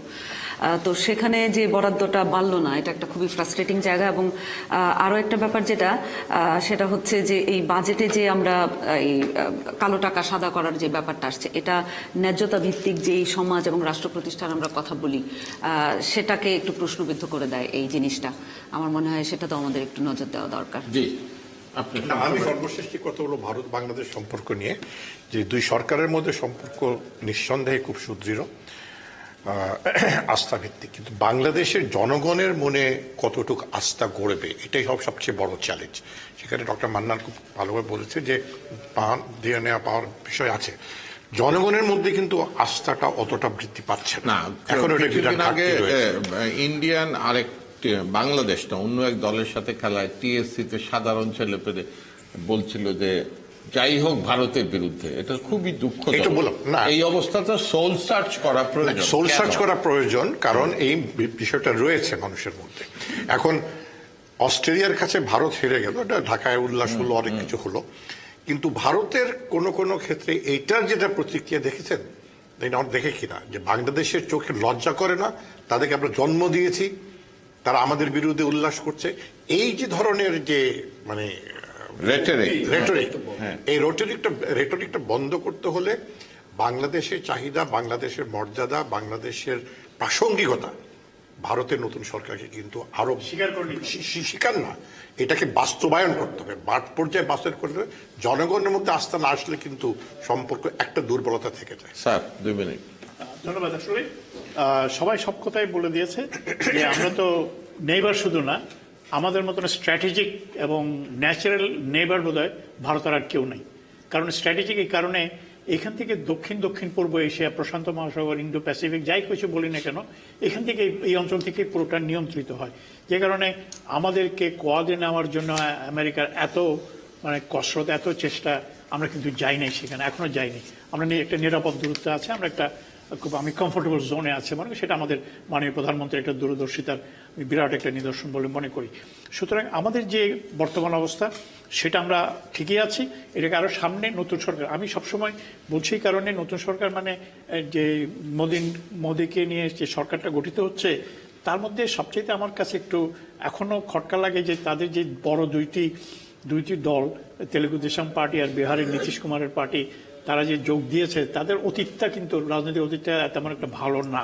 তারা যে কোনো সময় তাদের যদি স্বার্থের আঘাত লাগে, না তাদের স্বার্থের যদি আঘাত লাগে, তারা যদি কখনো উজ্জ্বল করে নিয়ে যায় তাদের সমর্থনটা, তখন কি হবে? তখন মোদির তো আবার সরকার পতন হওয়ার একটা সম্ভাবনা আছে। এই উপমহাদেশে কিন্তু এই ধরনের ইতিহাস বহু আছে যে একটা মাইনরিটি পার্টি সরকার থেকে উইথড্র করবে। ইন্ডিয়াতে বেশি, হ্যাঁ সেটাই বলছি। কারণ ইন্ডিয়াতে কংগ্রেস যাওয়ার পরে, এই যে ডক্টর মনমোহন সিং যাওয়ার পরে যতগুলো সরকার হয়েছে সবগুলো কিন্তু এরকম একটা দুর্বল অবস্থার মধ্যে দিয়ে আছে। এর আগেও হয়েছে এবং নীতিশ কুমার কিন্তু বলেছে মিনিমাম একটা পয়েন্টে এগ্রিমেন্ট, সেটা হচ্ছে মন্ত্রণালয়। একইভাবে ওই যে অন্ধ্রপ্রদেশের যিনি মুখ্যমন্ত্রী, না পদের তো অভাব নাই, দুইটা উপপ্রধানমন্ত্রী তৈরি করলে কি অসুবিধা? না এটা তো আরেকটা জিনিস কেউ বলে নাই এখানে, আরেকটা জিনিস এখানে কেউ উচ্চারণ করে নাই, সেটা হচ্ছে মোদি বা বিজেপি বিভিন্ন সময় ওরা এক এক জায়গায় গিয়ে একই ধরনের কথা বলে, যেই এলাকায় যেই মানুষ যেটা পছন্দ করে সেটা। একটা জিনিস ওরা বলেছে যে আমরা যদি সরকারে যাই কনস্টিটিউশন থেকে সেকুলার শব্দটা উঠিয়ে দিব। এইটা কিন্তু এখন আর সেই সম্ভাবনা নাই। আপনি আরেকটা কনস্পিরেসি থিওরি একটু উত্তর দিবেন, যে বলা হচ্ছে এবার সরকারটা হচ্ছে NDA plus Mamata Banerjee, because তারা মমতাকে কোনো না কোনো ভাবে ব্যাকআপ হিসেবে রাখছে, যাতে করে নীতিশ কুমার কিংবা চন্দ্রবাবু নাইডুর এক্সিটে যাতে মমতাকে ইন করতে পারে। এটা কি মমতা রাজি হবে? মমতার যে বডি ল্যাঙ্গুয়েজ, বডি ল্যাঙ্গুয়েজ যত প্রবল, রাজি তত সহজ। সেটাই যে পরিমাণ দূরত্ব গত কয়েকটা বছরে বিজেপি সরকারের সঙ্গে বা অমিত শাহের সঙ্গে নরেন্দ্র মোদীর সঙ্গে নাই, না এতটা না কিন্তু এটা একদম কমেও নাই। এটা তো একটা ট্রেড অফ, এটা তো ট্রেড অফ। এই দুজন বের হয়ে গেলে মমতা প্রবল শক্তি নিয়ে ইলেকশনে কিন্তু বিজেপি দূরত্বটা বেড়েছে। আমি সরকারের কোনো অনেক বেড়েছে, তার যে ডিমান্ড গুলো থাকবে এইটা পারবে না, আমি মনে করি ওই দুজন এক্সট্রিম সেকুলারিস্ট, এরা হচ্ছে এক্সট্রিম নন সেকুলারিস্ট। এইখানে কিন্তু বিরাট নীতিশ এবং চন্দ্রবাবু নাইডুর পলিসি মমতার পলিসি তো এক না। টোটালি নীতিশ এবং চন্দ্রবাবু নাইডুর পলিসি আর মমতা ফারাক অনেক, হাজার ডিস্টেন্স, হাজার, যেটা দূরত্ব সহজে দূর হওয়ার মতো। এই সম্ভাবনাটা আমাদের জন্য খুব বিপজ্জনক। আমাদের জন্য আমরা যদি আজকে আলোচনা এখানে শেষ করি, ভারতের নির্বাচন কিন্তু যেহেতু আমাদের প্রতিবেশী, যেহেতু আমাদের সাথে বহু রকম সম্পর্ক বিরাজমান, আর ভূ রাজনীতিতে ভারত একটা গুরুত্বপূর্ণ প্লেয়ার, আমরা সে নিয়ে আলোচনা করলাম। আমরা বাজেটকেও খানিকটা ছুঁয়ে গেলাম, আগামীতে পূর্ণাঙ্গ বাজেট আলোচনা করব। বাজেটের ওই অংশটাই আমরা ছুঁয়েছি যা ভারতের সাথে সম্পর্ক থাকতে পারে। তবে ভারতের রাজনীতিতে হিন্দুত্ব কিংবা মৌলবাদের পরাজয়, গণতন্ত্রের বিজয়, একটু একেবারে অহংকারযুক্ত 400 সিটের সরকারের চেয়ে এরকম একটি জোট সরকার, এই সরকারকে নমনীয়, গণতান্ত্রিক, প্রতিবেশীর সাথে এঙ্গেজমেন্ট, দাদাগিরির ঊর্ধ্বে যে একটা ভালো কিছু উপহার দেবে, এবং তাদের বিজেপিরও কিছু আত্ম উপলব্ধি হবে যাতে করে তারা আরো অনেক লিবারাল আচরণ করতে পারে, এবং হিন্দুত্ব কিংবা অন্য কোনো কিছু বাদ দিয়ে তারা যদি সত্যি সত্যি জনগণের প্রয়োজনের দিকে কাজ করে, অর্থনীতি নিয়ে কাজ করে, তার সুফল এই অঞ্চলের সবাই পাবে। এবং আঞ্চলিক স্থিতিশীলতার জন্য যদি কাজ করে, শুধু কনফ্লিক্ট উস্কে দিয়ে ভোটের রাজনীতিতে না জড়ায়, তাহলেও এ দেশের মানুষের উন্নয়ন হবে। আমরা আগামী সপ্তাহে বাজেট নিয়ে পূর্ণাঙ্গ আলোচনা আশা করছি, বা আমাদের মাননীয় প্রধানমন্ত্রী ভারতে আছেন শপথ, নরেন্দ্র মোদীর শপথে, আশা করি সেটা সুষ্ঠুভাবে হবে। এবং সর্বশেষে এটাও আশা করি ভারতে একটি স্টেবল সরকার প্রতিষ্ঠিত হবে। সকলকে ধন্যবাদ।